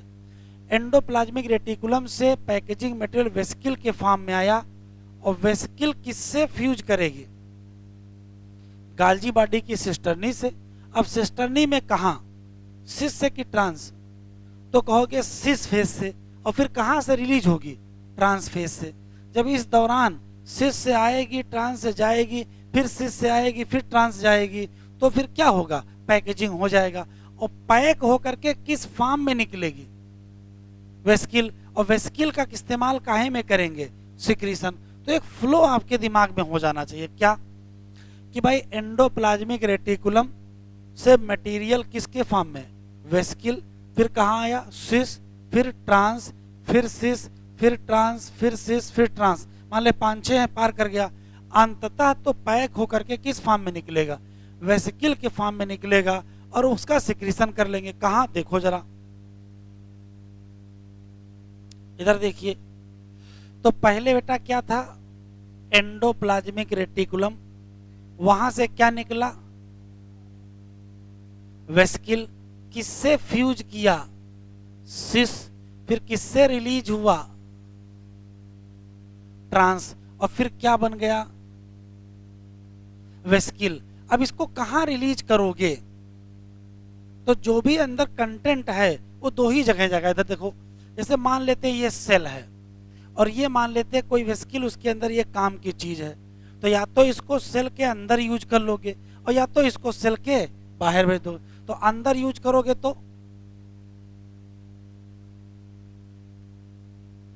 इंट्रासेलुलर टारगेट होंगे, और या तो फिर क्या हो जाएगा,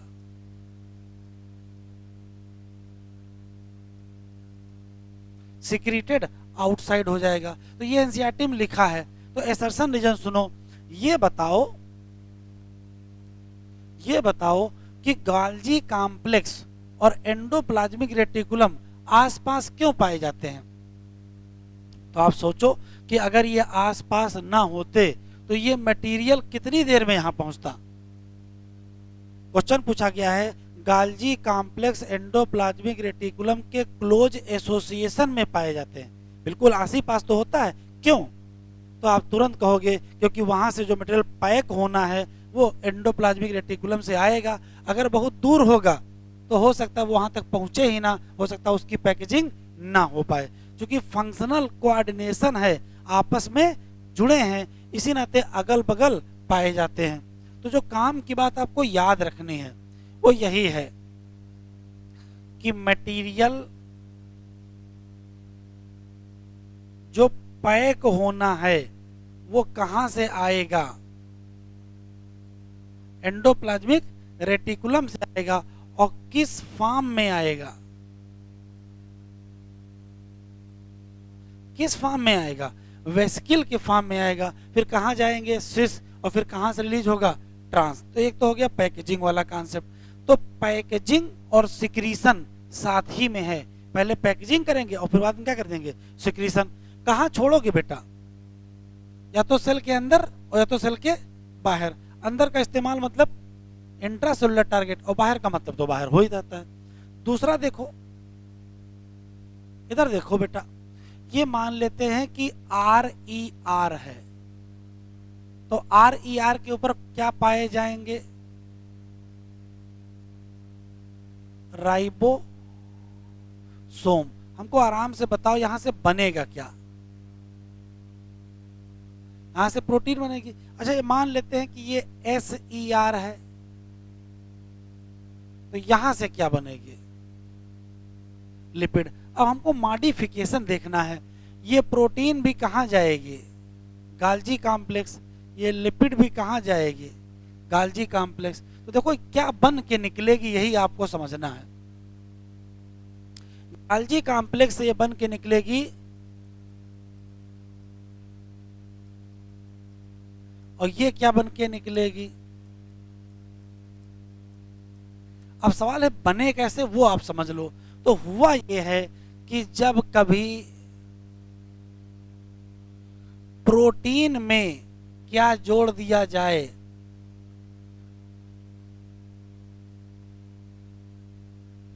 कार्बोहाइड्रेट, और जब कभी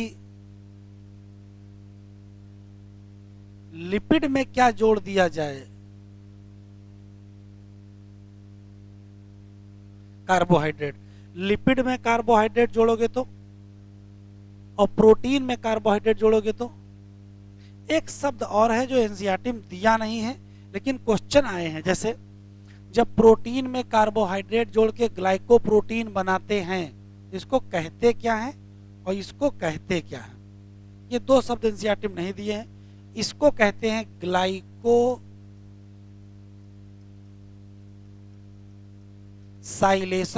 और इसको कहते हैं ग्लाइकोसाइडेशन। ग्लाइकोलिपिड बनने की प्रोसेस का नाम ग्लाइकोसाइडेशन और इसके बनने को कहते हैं ग्लाइकोसाइलेशन। तो ये दो शब्द हैं जो आपके काम के हैं। कुल 4 फंक्शन, 4 में 2 एक साथ पढ़े, 2 एक साथ पढ़ लिए। क्या ऐसा कोई भी मटेरियल जिसकी पैकेजिंग होनी है वो एंडोप्लाज्मिक रेटिकुलम से वेसिकल के फॉर्म में कहाँ आया, गाल्जी कॉम्प्लेक्स, वहां फ्यूज किया, सिस से निकला कहां से, ट्रांस, फिर सिस, फिर ट्रांस, फिर सिस, फिर ट्रांस, अंततः किस फॉर्म में निकला, वेसिकल के फॉर्म में। वेसिकल के 2 टारगेट होंगे, या तो सेल के अंदर या तो सेल के बाहर, बात खत्म। RER है तो वहां से प्रोटीन आएगा, SER है तो लिपिड आएगा। प्रोटीन होगा तो गाल्जी कॉम्प्लेक्स के अंदर जाएगा, लिपिड होगा तो भी गाल्जी कॉम्प्लेक्स। प्रोटीन में बदलाव होकर के क्या हो जाएगा और लिपिड में बदलाव होकर के क्या हो जाएगा, ग्लाइकोलिपिड। कैसे, प्रोटीन में क्या जोड़ दिया और लिपिड में क्या जोड़ दिया, जोड़ने को क्या कहते हैं, बोल नहीं रहे हो क्या, ग्लाइकोसाइलेशन, और इसको ग्लाइकोसाइडेशन। कोई दिक्कत तो नहीं, पढ़ो जरा।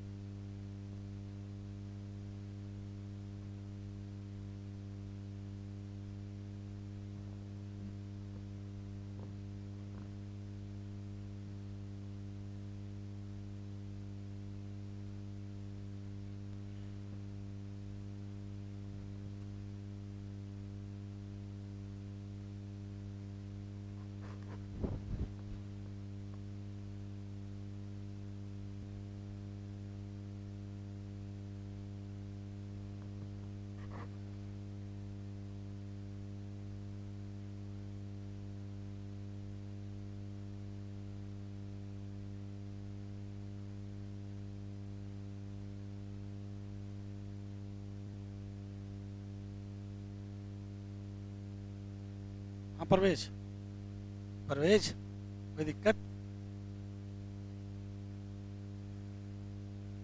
देखो बेटा, एक है कैमिलो गाल्गी, हाईलाइट करो। ईयर कौन सा? 1800। अच्छा, इसको 1998 कर दें तो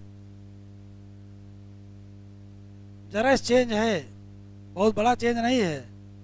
और जल्दी में रहोगे तो इससे क्या फर्क पड़ता है कि 1800 था कि 1900 था है? लेकिन फर्क बहुत है, 100 साल का अंतर हो जाएगा। ठीक है, तो कौन सा ईयर है और कौन सा नहीं है, ये हाईलाइट कर लो। Densely stained reticular structure near nucleus. चूंकि शब्द में रेटिकुलर स्ट्रक्चर लिखा है, क्वेश्चन तो कैसे पूछेगा? Densely stained reticular structure near nucleus कौन सा है? ऑप्शन सुनो, ऑप्शन है गाल्जी कॉम्प्लेक्स और ऑप्शन है एंडोप्लाज्मिक रेटिकुलम। तो चूंकि क्वेश्चन में रेटिकुलम लिखा है तो आप तुरंत क्या लगा दोगे? ER लगा दोगे, वो गलत हो जाएगा। डेंसली स्टेन्ड रेटिकुलर स्ट्रक्चर, तो आंसर क्या दोगे? गाल्जी अपैरेटस या गाल्जी कॉम्प्लेक्स। इसमें क्या पाई जाती है? ढेर सारी क्या? फ्लैट डिस्क शेप, या तो सैक होंगी या तो सिस्टर्नी। डायमीटर अभी तक कभी नहीं पूछा गया है एनसीईआरटी में, जो इस टाइप का डायमीटर वाली बात है या डाटा जो दिया है पूछा ही नहीं जा रहा है। लेकिन भैया कुछ भी पूछ सकते हैं। गाल्जी सिस्टर्नी का अरेंजमेंट कैसा है? स्टैक्ड पैरेलल है। नंबर बताओ। वेरीड है। गाल्जी सिस्टर्नी कैसी होती हैं? कंसेंट्रिक होती हैं, जिसमें स्पष्ट क्या मिलेगा? सिस फेस, या इसको क्या कहोगे? और कॉनकेव ट्रांसफेस, या क्या कहोगे? मेजरिंग। सिस और ट्रांसफेस बिल्कुल अलग होते हैं लेकिन आपस में अंदर अंदर जुड़े रहते हैं। ये टिक कर लीजिए, यहां इंपॉर्टेंट लिख लीजिए इस जगह। अगर क्वेश्चन पूछेगा फंक्शन ऑफ गोल्जी कॉम्प्लेक्स, देखो मैंने लिखा है, बहुत सारे ईयर यहां लिखे हैं क्योंकि बहुत बार ये आया है। अगर एग्जामिनर से कहा जाए एक सवाल पूछो तो यही पूछ लेगा।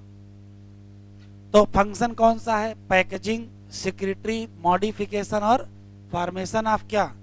ग्लाइकोप्रोटीन और ग्लाइकोलिपिड। चूज करना पड़े तो पैकेजिंग लगाना। गाल्जी अपैरेटस, ये क्या लिखा है? मुख्य रूप से क्या काम करेगा? फंक्शन ऑफ पैकेजिंग, जिसको कहां डिलीवर करोगे? कहां? तो या तो इंट्रा सेलुलर टारगेट में, और या तो सिक्रीट कर दोगे outside. Material to be packed किस फॉर्म में? वेसिकल के फॉर्म में आएगा। कहां से और किससे फ्यूज करेगा? सिस फेस से। और फिर मूव करेगा किधर की तरफ? ट्रांस या मैच्योरिंग फेस। देखो दिस एक्सप्लेन व्हाई, इसी नाते इसी साल ये AR आ गया है इंसर्शन रीजन, कि गाल्जी अपैरेटस किसके करीब है? Endoplasmic reticulum. ढेर सारी प्रोटीन कहां बनेंगी? राइबोसोम। कहां? वो कहां मॉडिफाई करेंगे? सिस्टर्नी। कौन से? गाल्जी अपैरेटस। पहले की बाद में? रिलीज होने के पहले मॉडिफाई होंगे कि रिलीज होने के बाद? भैया बिफोर दे रिलीज फ्रॉम। बताओ, ट्रांसफेज से रिलीज होने से पहले कि ट्रांसफेज से रिलीज होने के बाद? ट्रांसफेज से रिलीज होने से पहले। पहले को बाद कर देगा, स्टेटमेंट क्या हो जाएगा? गलत हो जाएगा। ये इंपॉर्टेंट साइट है किसके बनने की? ग्लाइकोप्रोटीन और ग्लाइकोलिपिड। ये पाथवे टिक कर लीजिए, एक बार आ चुका है। देखो राइबोसोम से एंडोप्लाज्मिक रेटिकुलम पर, फिर वहां से, और फिर वेसिकल, और फिर सेल मेम्ब्रेन से फ्यूज होगा और बाहर चला जाएगा।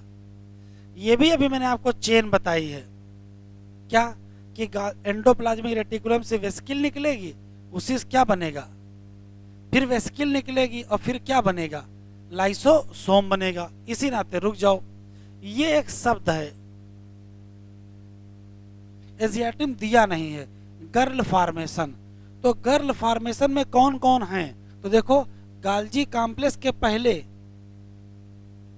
एंडोप्लाज्मिक रेटिकुलम और गाल्जी कॉम्प्लेक्स के बाद लाइसोसोम। तो गर्ल में आएगा कौन कौन, तो देखो कौन कौन आएगा। गर्ल में जी का मतलब गोल्जी कॉम्प्लेक्स, ई आर का मतलब और एल का मतलब लाइसोसोम। तो ऐसे आपको नहीं लग रहा है, इधर देखो ये है एंडोप्लाज्मिक रेटिकुलम, ये है वेसिकल, ये है गाल्जी कॉम्प्लेक्स, ये है लाइसोसोम।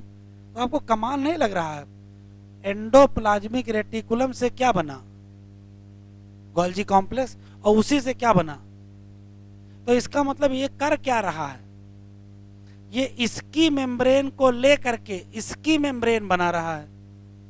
क्वेश्चन पूछा गया है ये मेम्ब्रेन ट्रांसफॉर्मेशन, ये एक बार आ चुका है सवाल। एंडोप्लाज्मिक रेटिकुलम की मेम्ब्रेन से लाइसोसोम की मेम्ब्रेन नहीं बन जाएगी भाई, एंडोप्लाज्मिक रेटिकुलम से गाल्जी कॉम्प्लेक्स बना, फिर गाल्जी कॉम्प्लेक्स से लाइसोसोम बना। तो क्वेश्चन पूछेगा मेम्ब्रेन ट्रांसफॉर्मेशन कौन सा ऑर्गेनेल करवाता है, तो मेम्ब्रेन ट्रांसफॉर्मेशन कौन करवाएगा, तो आंसर क्या देंगे, गोल्जी कॉम्प्लेक्स। याद रखिएगा ये तीनों बातें एंजियोटेम लिखी नहीं है। अगर आपसे फ्लो पूछेगा तो क्या है, पहले है एंडोप्लाज्मिक रेटिकुलम, फिर वेसिकल, फिर गाल्जी कॉम्प्लेक्स, फिर वेसिकल, फिर क्या, लाइसोसोम। ठीक है, तो मेम्ब्रेन में बदलाव कौन कर रहा है, तो कहोगे गाल्जी कॉम्प्लेक्स एंडोप्लाज्मिक रेटिकुलम की मेम्ब्रेन से लाइसोसोम की मेम्ब्रेन कौन बनवा रहा है, आंसर देंगे गाल्जी कॉम्प्लेक्स बनवा रहा है, क्योंकि इसके पहले क्या है ई आर और इसके बाद क्या है लाइसोसोम। तो यही डिस्कस कर लेते हैं। बताओ लाइसोसोम कब बनेगा, तो कहोगे जब गाल्जी कॉम्प्लेक्स पर क्या कर रहे थे, पैकेजिंग कर रहे थे। जब गाल्जी कॉम्प्लेक्स पर पैकेजिंग कर रहे थे उसके बाद ही क्या बनेगा, लाइसोसोम। इसी नाते लाइसोसोम की पहली लाइन पढ़ लेते भी समझाएंगे आपको। देखो लिखा है formed by process of at the गाल्जी apparatus. मोटा मोटा बता दो, फिर हम लोग लाइसोसोम पढ़ते हैं।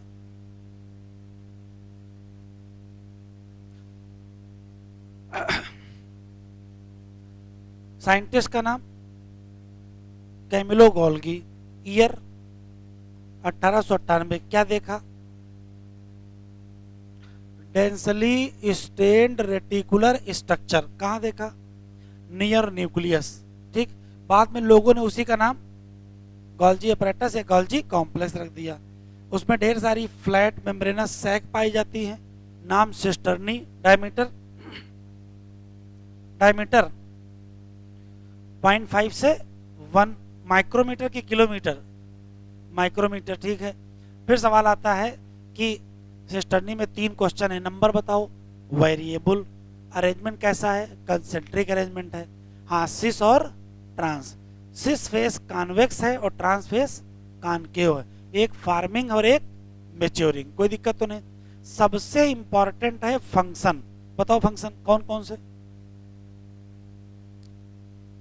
4 फंक्शन है, देख के ना बताओ, ऐसे बताओ कौन कौन से, पैकेजिंग, सिक्रीशन, मॉडिफिकेशन किसका, प्रोटीन का, और चौथा ग्लाइकोप्रोटीन और ग्लाइकोलिपिड।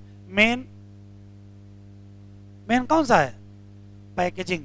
जो मटेरियल पैक होना है कहां से आएगा, ईआर से आएगा। किस फॉर्म में आएगा, वेसिकल। कहां से फ्यूज करेगा, सिस फेस से। फिर कहां से रिलीज होगा, ट्रांस फेस से। वेसिकल के फॉर्म में होगा, उसके 2 टारगेट होंगे, या तो सेल के अंदर तो इंट्रासेलुलर, या तो सेल के बाहर। प्रोटीन जो राइबोसोम पर बनेंगी वो पैक होने कहां जाएंगे, कहां जाएंगे, गाल्जी कॉम्प्लेक्स। मॉडिफाई होने भी कहां जाएंगे, गाल्जी कॉम्प्लेक्स। क्या मॉडिफाई करते हो, देखो क्या मॉडिफाई करते हैं भैया, प्रोटीन में कुछ जोड़ देते हैं। प्रोटीन में क्या जोड़ दिया? कार्बोहाइड्रेट। तो लिपिड में भी क्या जोड़ दिया? कार्बोहाइड्रेट। अच्छा एक सुनो, प्रो इंसुलिन का नाम सुने हो? प्रो इंसुलिन, हाँ नहीं सुने हो? प्रो इंसुलिन एक हार्मोन है, जब बनता है बाद में वो प्रो हटा देते हैं, इंसुलिन बचता है। कुछ काट देते हैं ना, वो भी तो मॉडिफिकेशन है। तो हमेशा जोड़ा नहीं जाता है, कभी काटा भी जाता है। प्रोटीन में चाहे जोड़ो और चाहे प्रोटीन में काटो, कुछ भी करोगे ये काम कहाँ होगा? तो प्रोटीन की कटाई छटाई जुड़ाई कहाँ होती है? गोल्गी कॉम्प्लेक्स में। जैसे प्रो इंसुलिन से इंसुलिन कहाँ बनेगा? तो ये गोल्गी कॉम्प्लेक्स का ही क्या है? काम है। Concept clear? चलो लाइसोसोम देखते हैं।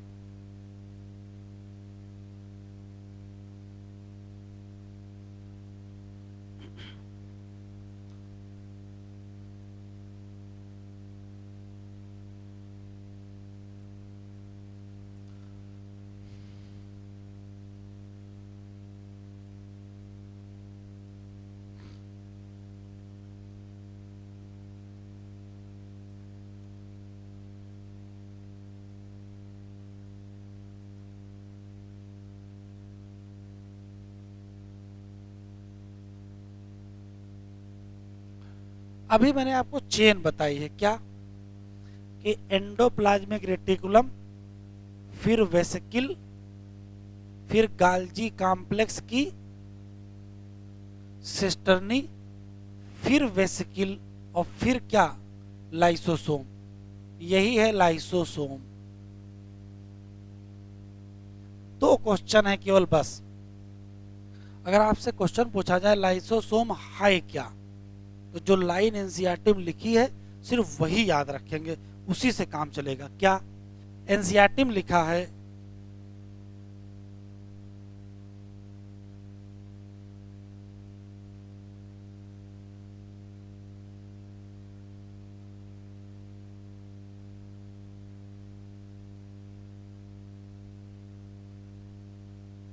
क्या?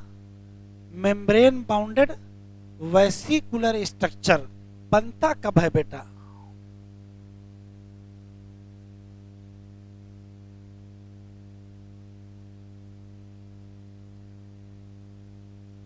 Farm during process of packaging. कहां करोगे?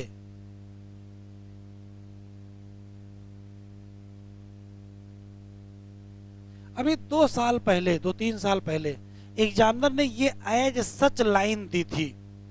जानते हो क्या किया? सिर्फ गाल्जी कॉम्प्लेक्स की जगह ईआर लिख दिया है। अभी दिखाएंगे आपको, आया हुआ सवाल है, मैं फिर रिपीट कर रहा हूं। ऐसे हो रहा है, पूरी लाइन उठाएगा, लाइन में कुछ चेंज करेगा। जैसे ये लाइन पूरी ले लिया, अभी लाइन आपको दिखाएंगे, और क्या लिख दिया? गाल्जी कॉम्प्लेक्स हटा करके ईआर लिख दिया। बताओ सही है? क्या हो गया गलत? लेकिन तो घर जाने के बाद पता चला कि गलत है, वहां तो सही लग रही थी। ऐसे चेंज करेगा। दूसरा, इस लाइसोसोम जो भी ताजा ताजा बना है, इसको कहते हैं आइसोलेटेड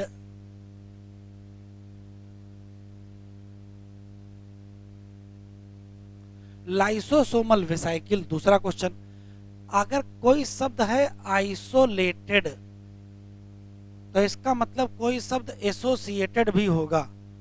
आइसोलेटेड का मतलब अलग, और एसोसिएटेड का मतलब जुड़ा। तो अभी जुड़ा बताएंगे। इसके अंदर अगर ध्यान से देखोगे तो आइसोलेटेड लाइसोसोमल वेसिकल के अंदर एनसीईआरटी बड़ा समझदारी से लिखा है कि आप गलती बता ना पाओ, फिर भी गलती हो जाती है। लिखा है ऑलमोस्ट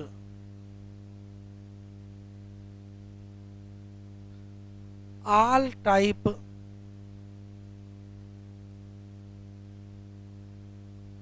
हाइड्रोलिटिक एंजाइम। सिर्फ इतना हटाना है बस, ऑलमोस्ट हटा दो, स्टेटमेंट क्या हो जाएगा? गलत हो जाएगा। Almost all type hydrolytic enzyme पाए जाते हैं। जो एनसीईआरटी में लिखा है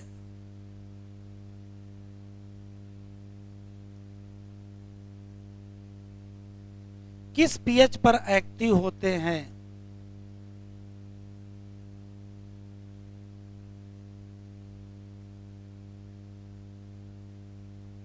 एनसीईआरटी में पीएच नहीं दिया है तो पीएच ब्रैकेट में लिख लेंगे, कितना 5 के आसपास होता है लगभग लगभग, ठीक है।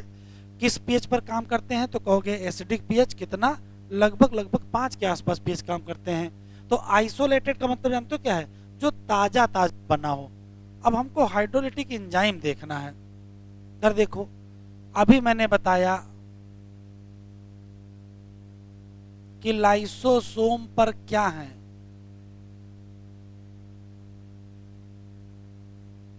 जरा नाम बता दो कौन कौन से हैं बस। तो जो लिखा वही देखो, जैसे प्रोटीन के लिए प्रोटीन, कार्बोहाइड्रेट के लिए और फैट के लिए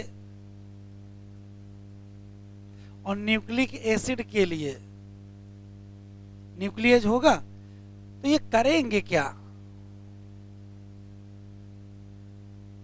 ये डाइजेशन करेंगे, किसका करेंगे जरा बताओ। तो भैया प्रोटीएज है तो कार्बोहाइड्रेट है तो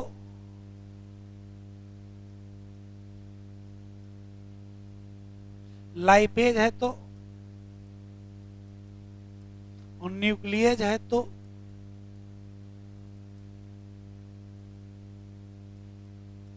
न्यूक्लिक एसिड का करेगा।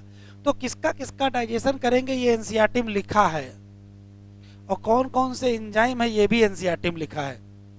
कौन कौन से एंजाइम, प्रोटीएज होगा, कार्बोहाइड्रेट होगा, लाइपेज होगा, न्यूक्लियस, न्यूक्लियस लिखा नहीं है। और डाइजेशन किसका किसका करेंगे, तो डाइजेशन करेंगे भैया प्रोटीएज है तो प्रोटीन का, कार्बोहाइड्रेट तो कार्बोहाइड्रेट का, लाइपेज तो लिपिड का, और न्यूक्लियस तो न्यूक्लिक एसिड का। ये तो इतना तो एनसीईआरटी में लिखा है, लेकिन इतने से काम चलेगा नहीं। 3-4 क्वेश्चन आपको और पता होने चाहिए। जैसे अगर आपसे क्वेश्चन पूछा जाए फंक्शन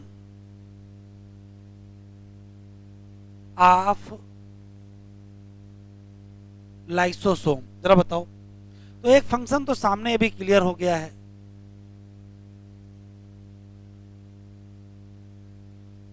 क्या करना, डाइजेशन। अब डाइजेशन 2 कैटेगरी का होता है बेटा,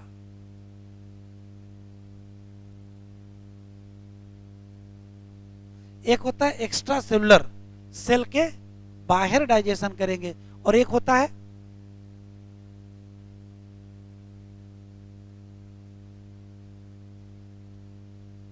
तो कौन कौन सा डाइजेशन करेंगे, एक्स्ट्रा सेलुलर भी करेंगे और इंट्रा सेलुलर भी करेंगे। और देखो सिर्फ डाइजेशन ही नहीं करता है, इधर देखो ये मान लेते हैं कि सेल है और ये मान लेते हैं कि कोई ऑर्गेनेल है जो अब खराब हो गया है, तो ये है लाइसोसोम। लाइसोसोम इस ऑर्गेनेल को खा लेगा और इसको डिस्ट्रॉय करेगा। तो सेल के अंदर साफ सफाई भी कौन करता है, आंसर क्या देंगे, लाइसोसोम। तो दूसरी इंपॉर्टेंट चीज है क्लीनिंग।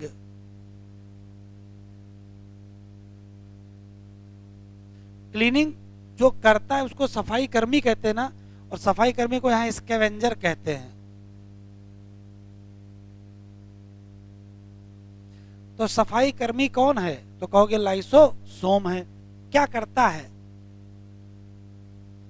रिमूव कर देता है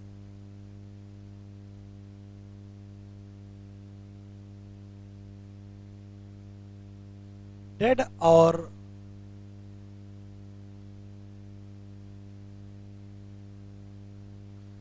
डैमेज सेल ऑर्गेनेल।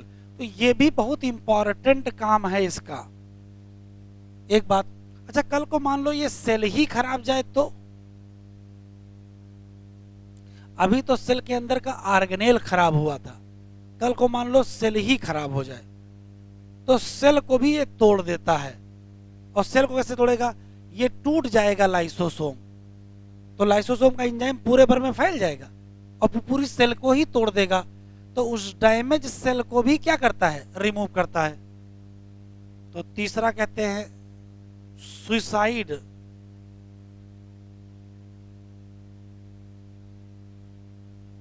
क्योंकि ब्रेक कर देता है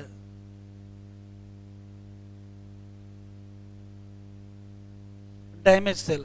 अगर कोई सेल ही खराब हो गई है तो उस सेल को तोड़ने की जिम्मेदारी किसकी है? लाइसोसोम। और अगर सेल का ऑर्गेनेल खराब हो गया है तो ऑर्गेनेल को भी तोड़ने की जिम्मेदारी किसकी है? तो आंसर क्या देंगे? लाइसोसोम। एक क्वेश्चन और बचा है बस। अभी मैंने बताया था आइसोलेटेड लाइसोसोमल वेसिकल, तो होता क्या है? एसोसिएटेड भी होता है। कैसे? डायग्राम से समझ में आएगा। देखो जरा, मान लेते हैं कि ये कोई सेल मेम्ब्रेन है, ठीक, और ये कोई पार्टिकल है जो सेल के अंदर आ गया, जिसको सेल को डाइजेस्ट करना है।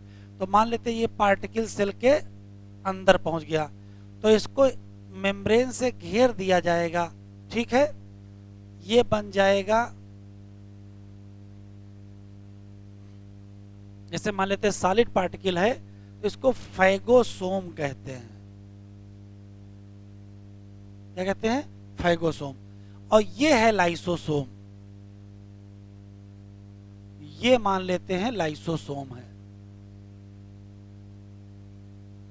तो जब तक ये लाइसोसोम इससे जुड़ा नहीं है तब तक इसका नाम आइसोलेटेड लाइसोसोमल वेसिकल, और इसी को कहते हैं प्राइमरी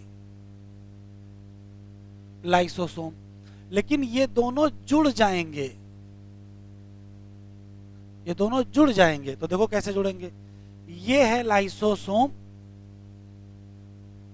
और उसी के अंदर पहुंच जाएगा क्या? फैगोसोम पहुंच जाएगा।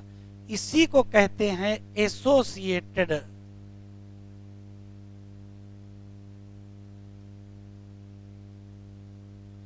या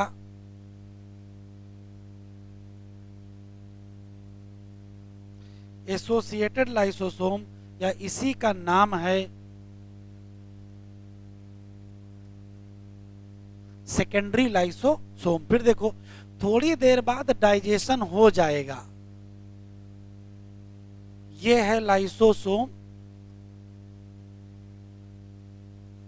उसके अंदर कुछ अनडाइजेस्टेड पार्ट देखने को मिलेगा। डाइजेशन हो ही जाएगा, इसी के अंदर डाइजेशन होता है। अब इसका नाम हो जाएगा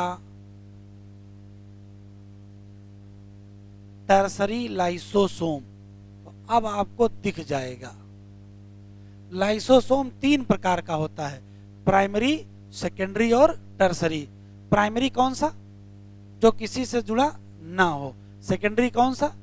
जो किसी से जुड़ जाए। और टर्सरी लाइसोसोम वो होता है जिसके अंदर पाया जाएगा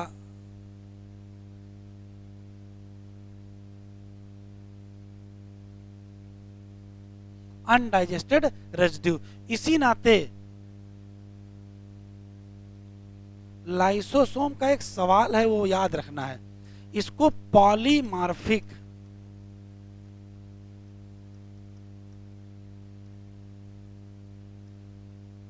सेल ऑर्गेनेल कहते हैं। ये पॉलीमार्फिक, पॉली का मतलब कई और मार्फिक का मतलब रूप।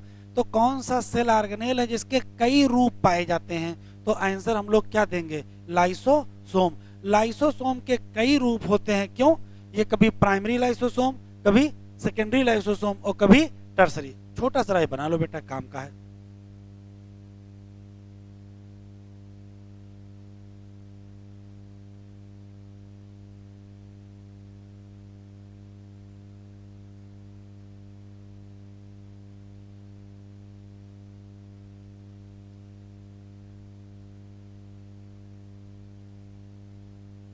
ये एनसीईआरटी में दिया नहीं है लेकिन है काम का। देखिए कुछ एक आध दो क्वेश्चन तो इधर उधर से आ ही जाते हैं ना।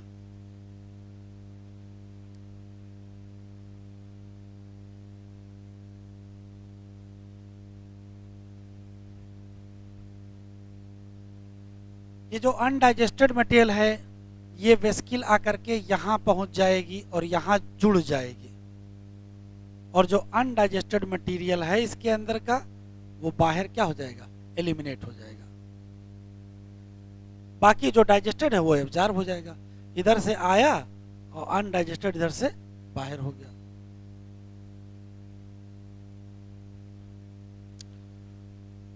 तो कौन सा सेल ऑर्गेनेल है जो तीन रूपों में पाया जाएगा? लाइसोसोम, प्राइमरी भी, सेकेंडरी भी और टर्सरी।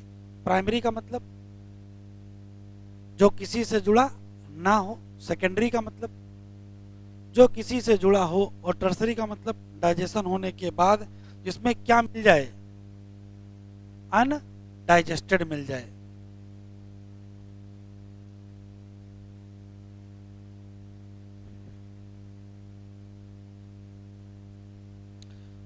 लिख लिया बेटा?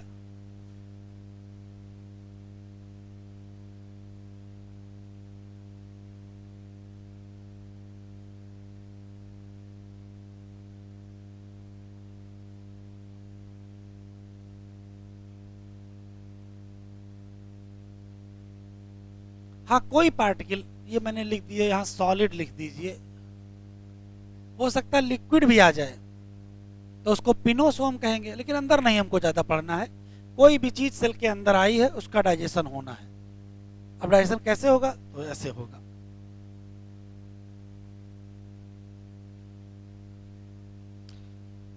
बन गया बेटा? बन गया?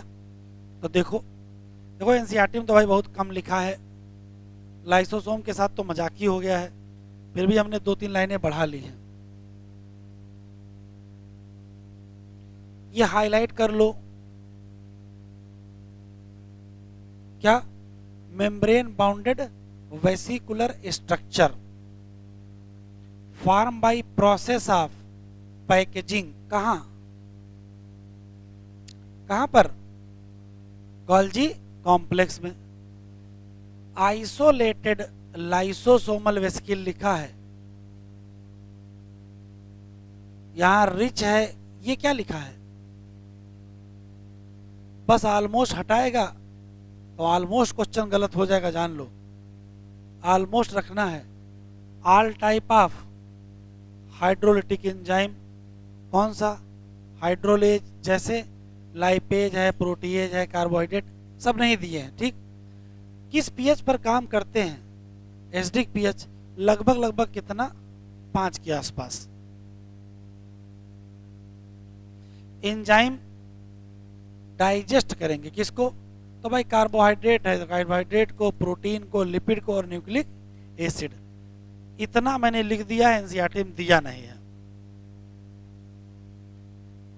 कौन सा डाइजेशन करेंगे और क्या करेंगे और क्या करेंगे, या ये मेन लाइन है, इसको टिक कर लो। एक्स्ट्रा सेलुलर भी करेंगे, इंट्रासेलुलर करेंगे, क्योंकि एंजाइम है। लाइसोसोम को क्या कहते हैं? स्कैवेंजर, या क्या कहते हैं? या क्या कहते हैं? क्योंकि ये तोड़ देते हैं क्या? सेल ऑर्गेनेल जो, या कोई भी ऐसी चीज जो यूजलेस हो। ये टिक कर लो, एनसीईआरटी में नहीं दिया है। स्पर्म लाइसिन, अभी आगे हम लोग पढ़ेंगे। स्पर्म लाइसिन जो कहाँ पाया जाता है? एक्रोसोम ऑफ स्पर्म में। ये भी एक प्रकार का क्या है? ये रिप्रोडक्शन चैप्टर में हम लोग पढ़ेंगे। जरा एनसीईआरटी ओपन कर लो, या पहले क्वेश्चन देख लेते हैं।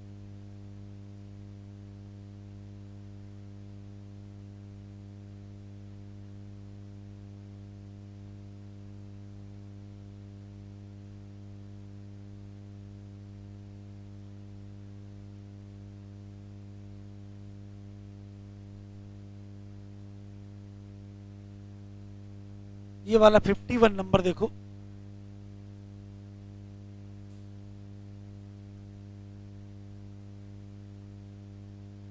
सबसे लास्ट, सबसे लास्ट, सबसे लास्ट, और लास्ट, बिल्कुल सबसे लास्ट।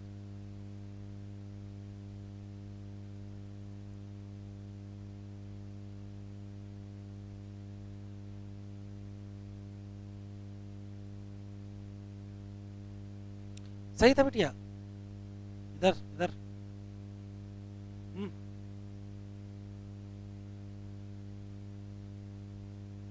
किन किन ने पेपर दिया था? सही था? हाँ, इसमें कुछ है नहीं, कुछ सवाल ऐसा विशेष है नहीं, आसानी से सॉल्व हो जाएगा। बस खास बात जानते हो क्या है? 3 लाइन का ये लिखा है, 3 ही 4 लाइन का ये लिखा है। ये बस यही टाइम खराब करवा रहे थे केवल। Primary function of Golgi apparatus is packaging the material made by and deliver it to intracellular, या हाँ अगर यहाँ इंटर कर देता तो गड़बड़ हो सकता था, ठीक है। रीजन दिया है वेसिकल, जिसके के अंदर क्या होगा, मटेरियल, वो कहाँ से आएगी, किससे फ्यूज करेगी, और फिर मॉडिफाई करेगी, और फिर रिलीज करेगी, कहाँ से, सही तो लिखा है, कोई दिक्कत नहीं, तो एक्सप्लेन कर जाएगा। तो आंसर कौन सा होगा, both A and R are true, और R is the correct explanation of A. Clear है। अच्छा और देखो,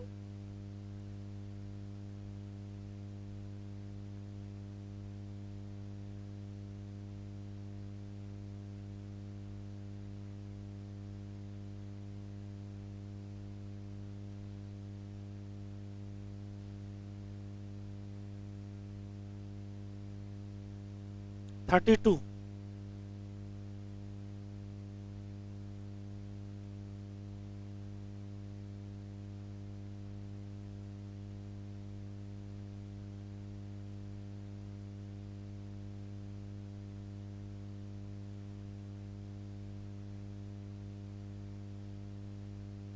फर्स्ट,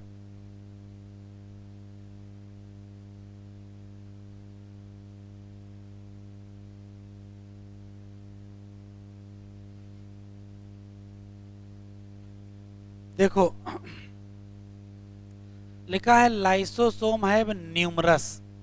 अब देखिए एनसीईआरटी ने क्या, एग्जामिनर ने खेल कर दिया, ऑलमोस्ट आल दोनों हटा दिया, ऑलमोस्ट भी हटा दिया, आल भी हटा दिया।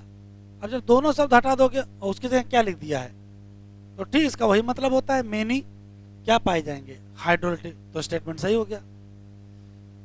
क्वेश्चन क्या है, नॉट करेक्ट है ना, फिर लिखा hydrolytic enzyme of lysosome are active under, सही, अभी देखा कोई दिक्कत ही नहीं है। लाइसोसोम आर, ठीक है कोई दिक्कत नहीं है, और इसी में गड़बड़ी है, lysosome are formed by process of, यहां तक तो एनसीईआरटी लाइन है, इन द क्या होना चाहिए, गोल्जी कॉम्प्लेक्स, और कहां करा दिया है, वही मैं आपको बता रहा हूं कि कुछ भी नया नहीं होने वाला है। अगर आप दिमाग लगाओगे, आंखें खोल के रखोगे, तो ये पहले से आप प्रिडिक्ट कर लोगे कि क्या क्वेश्चन आने वाला है। भाई जो चेंज होने वाला है वो आपको पता होना चाहिए, वो मैं आपको बार बार हर लेक्चर में बता रहा हूं कि क्या चेंज हो सकता है। देखो चेंज कर दिया भाई, ऐसे ही हो रहा है, कुछ भी नहीं हो रहा है। बायोलॉजी में चरम सीमा हो गई है क्वेश्चन बनाने की, अब इसके ऊपर नहीं कुछ हो सकता है। क्या कर सकते हैं भाई, बहुत ज्यादा मोटा मोटा बड़े बड़े लिख देंगे और क्या है, लेकिन चाहे जो कर दें अंततः करना उनको यही पड़ता है। लाइन में चुपके से कुछ हटा देते हैं। अच्छा एग्जामिनर और चालाक है, वो शुरुआत में नहीं बदलता है, क्योंकि शुरू में आपको थोड़ा सावधानी से आप पढ़ रहे होते हो ना, थोड़ा थोड़ा आगे बढ़ते बढ़ते आपकी सावधानी कम हो जाती है, कभी कभार तो यहाँ तक पहुंचते ही नहीं है, पैकेजिंग तक ही पढ़े, कहीं आगे ठीक है होगा, ऐसा भी हो जाता है। अब क्या करेगा, यही चार स्टेटमेंट दे देगा, नीचे चार ऑप्शन बना देगा, only A B A C A D, ऐसे कर सकता है। तो अगर आप थोड़ा दिमाग लगाओगे तो लगभग लगभग पेपर प्रेडिक्ट कर दोगे। बायोलॉजी में कुछ भी ऐसा नहीं जो इंपॉर्टेंट ना हो, सब कुछ इंपॉर्टेंट है, कुछ भी पूछ सकता है, तो सब दिमाग में रखना है, ठीक है। अलग बात है कि डाटा पूछ नहीं रहा है, 1 माइक्रोमीटर 0.5 माइक्रोमीटर, लेकिन पूछने पे आ जाएगा, कुछ भी पूछ लेगा। क्लियर, और दिखाएं, चलो ये देखो,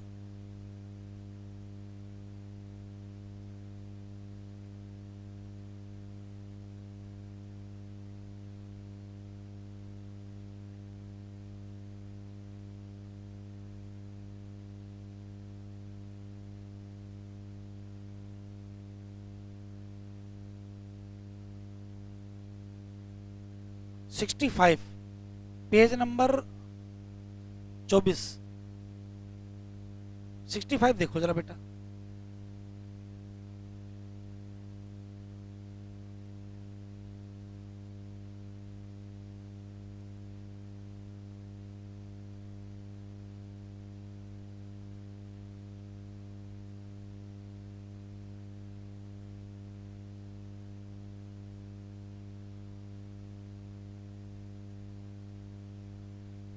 बस आप ये बताओ इसमें गलत कौन कौन है।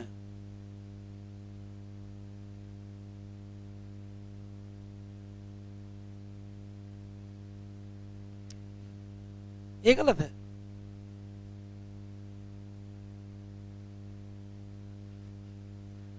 लिखा है, कह रहा है इतने स्टेटमेंट हैं देखो।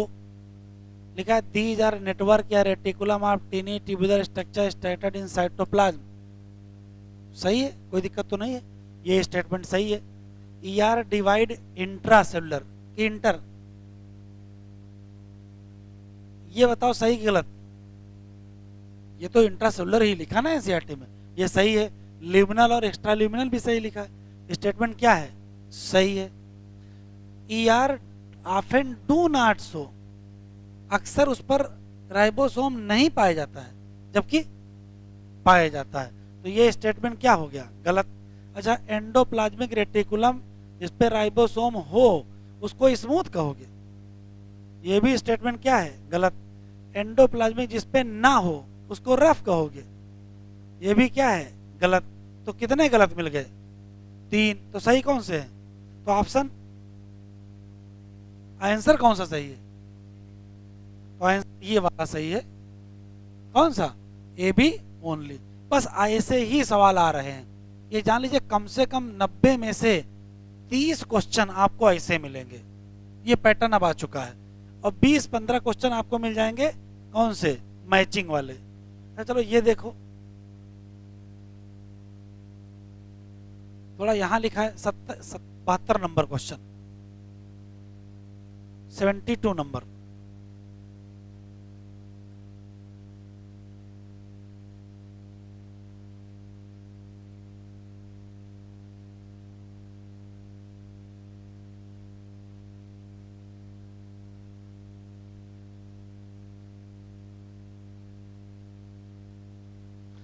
देखो पहला वाला,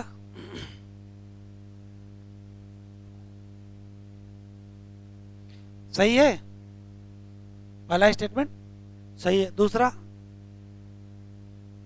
अच्छा सही है, पढ़ते नहीं। देखो जल्दी ना करो, जल्दी से कुछ होना नहीं है। Material to be packed in the form of vesicle from ER fuse with. देखो यहां तक तो सही लिखा है ना, जो चेंज हो सकता वही चेंज किया है। क्या चेंज कर दिया, सिस की जगह ट्रांस, तो स्टेटमेंट गलत।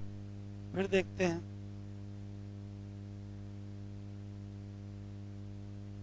सी वाला बताओ। देखो लिखा है large number of protein are modified. एक तो यहां क्या होना चाहिए, बिफोर ही लिखा है। यहां क्या लिखा है, क्या होना चाहिए, ट्रांस होना चाहिए। ट्रांस फेज से तो रिलीज होते हैं कि सिस फेज से रिलीज होते हैं, तो ये स्टेटमेंट भी क्या हो गया, गलत। अच्छा ये तो कौन सा बचा,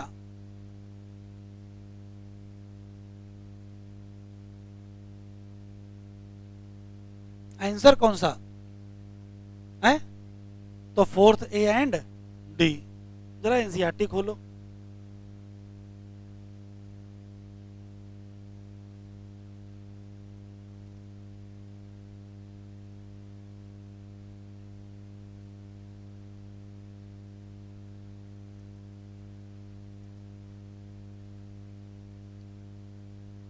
लाइव बिटिया। एनसीईआरटी लेके आना है ना, एनसीईआरटी का है, एक राउंड एनसीईआरटी पढ़ लेंगे तो भी थोड़ा ठीक रहेगा।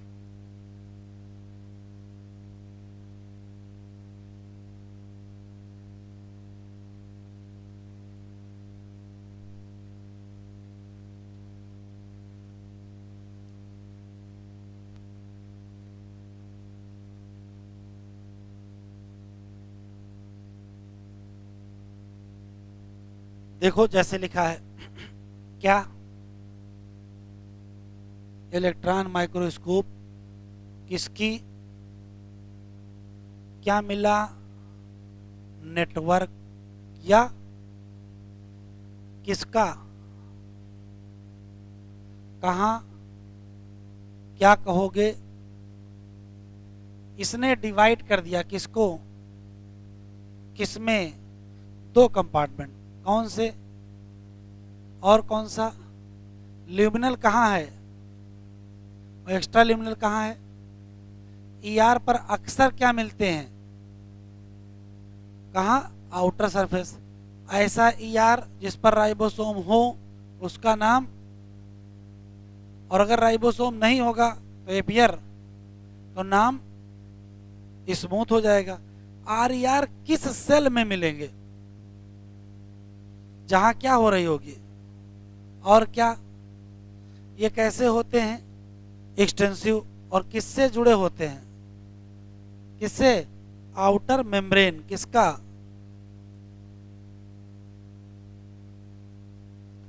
स्मूथ की बात करें तो ये मेजर साइट है किसकी? लेकिन अगर एनिमल सेल है तो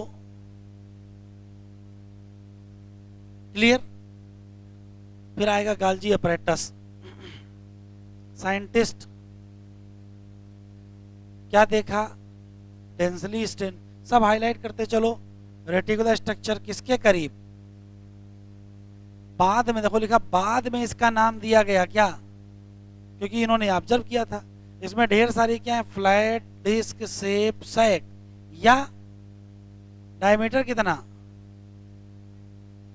कैसी है? स्टॉक पैरेलल है, नंबर वेरीड है, कौन सा है? कंसेंट्रिक अरेंजमेंट है, जिसमें डिस्टिंक्ट क्या है? कॉन्वेक्स या स्विस या फार्मिंग। और कॉनकेव या ट्रांस या मैच्योरिंग। सिस और ट्रांस अलग हैं लेकिन इंटर कनेक्टेड। ये पैराग्राफ बहुत इंपॉर्टेंट है, एक सवाल एग्जाम में दे ही किया जाता है। गाल्जी अपरेटस का प्रिंसिपल फंक्शन क्या है? जिसको कहां डिलीवर करोगे? देखो एज सच आया है, कामा फुल स्टॉप सहित उठा लिया है। एज सच डिलीवर कहां या कहां? आउटसाइड। जो मटेरियल पैक होना होगा किस फॉर्म में? कहां से? फ्यूज कहां करेगा? किसके? किधर जाएगा? Maturing face. यही एक्सप्लेन करता है वाई दोनों क्या हैं? एसोसिएटेड। ढेर सारी प्रोटीन जो कहां बनेंगी? राइबोसोम। वो क्या कर जाएंगे? कहां? Of गाल्जी apparatus. बिफोर की आफ्टर? Before release from. कहां से? कहां से? ट्रांसफेस। गाल्जी अपरेटस इंपॉर्टेंट साइट है किसका? तो आराम से बताओ, प्रोटीन कहां बनेगी? प्रोटीन कहां बनेगी? R E R. और लिपिड कहां बनेगी? S E R. और ग्लाइकोप्रोटीन कहां बनेगी? आराम से, प्रोटीन कहां? R E R. और ग्लाइकोप्रोटीन कहां? अच्छा आर ई आर। आराम से आराम से, प्रोटीन कहां और ग्लाइकोप्रोटीन कहां? नहीं, गाल्जी कॉम्प्लेक्स। ग्लाइकोप्रोटीन कहां बनी? गाल्जी कहां? फिर से सुने, प्रोटीन कहां? R E R. और ग्लाइकोप्रोटीन कहां? अच्छा लिपिड कहां? S E R. और ग्लाइकोलिपिड कहां? गाल्जी कहां? बस ये दिमाग में रखेंगे। अच्छा ग्लाइकोलिपिड कहां? ग्लाइकोलिपिड कहां? तो याद कैसे रहो भैया? देखो ग्लाइको में जी है और गाल्जी कॉम्प्लेक्स में भी जी है। जिसके इसके नाम में जी लगा वो कहां बना दोगे? Glycolipid, glycoprotein, गाल्जी complex. क्लियर है? अच्छा वो phospholipid, phospholipid S E R. Phospholipid कहां है? एस। तो फास्फोलिपिड अलग है, लिपिड अलग है, प्रोटीन अलग है, ग्लाइकोप्रोटीन अलग है, ग्लाइकोलिपिड अलग है। कुछ भी आ सकता है इसमें से। ठीक है, तो आज इतना ही पढ़ते हैं। अगले लेक्चर पर वैक्यूल और माइटोकॉन्ड्रिया पढ़ेंगे। ठीक है, शाम को पेपर अपलोड करेंगे, शाम को टेस्ट दे दीजिएगा। अभी बेटा आप ऐप डाउनलोड करवा लीजिएगा, मिल के जाना। ठीक।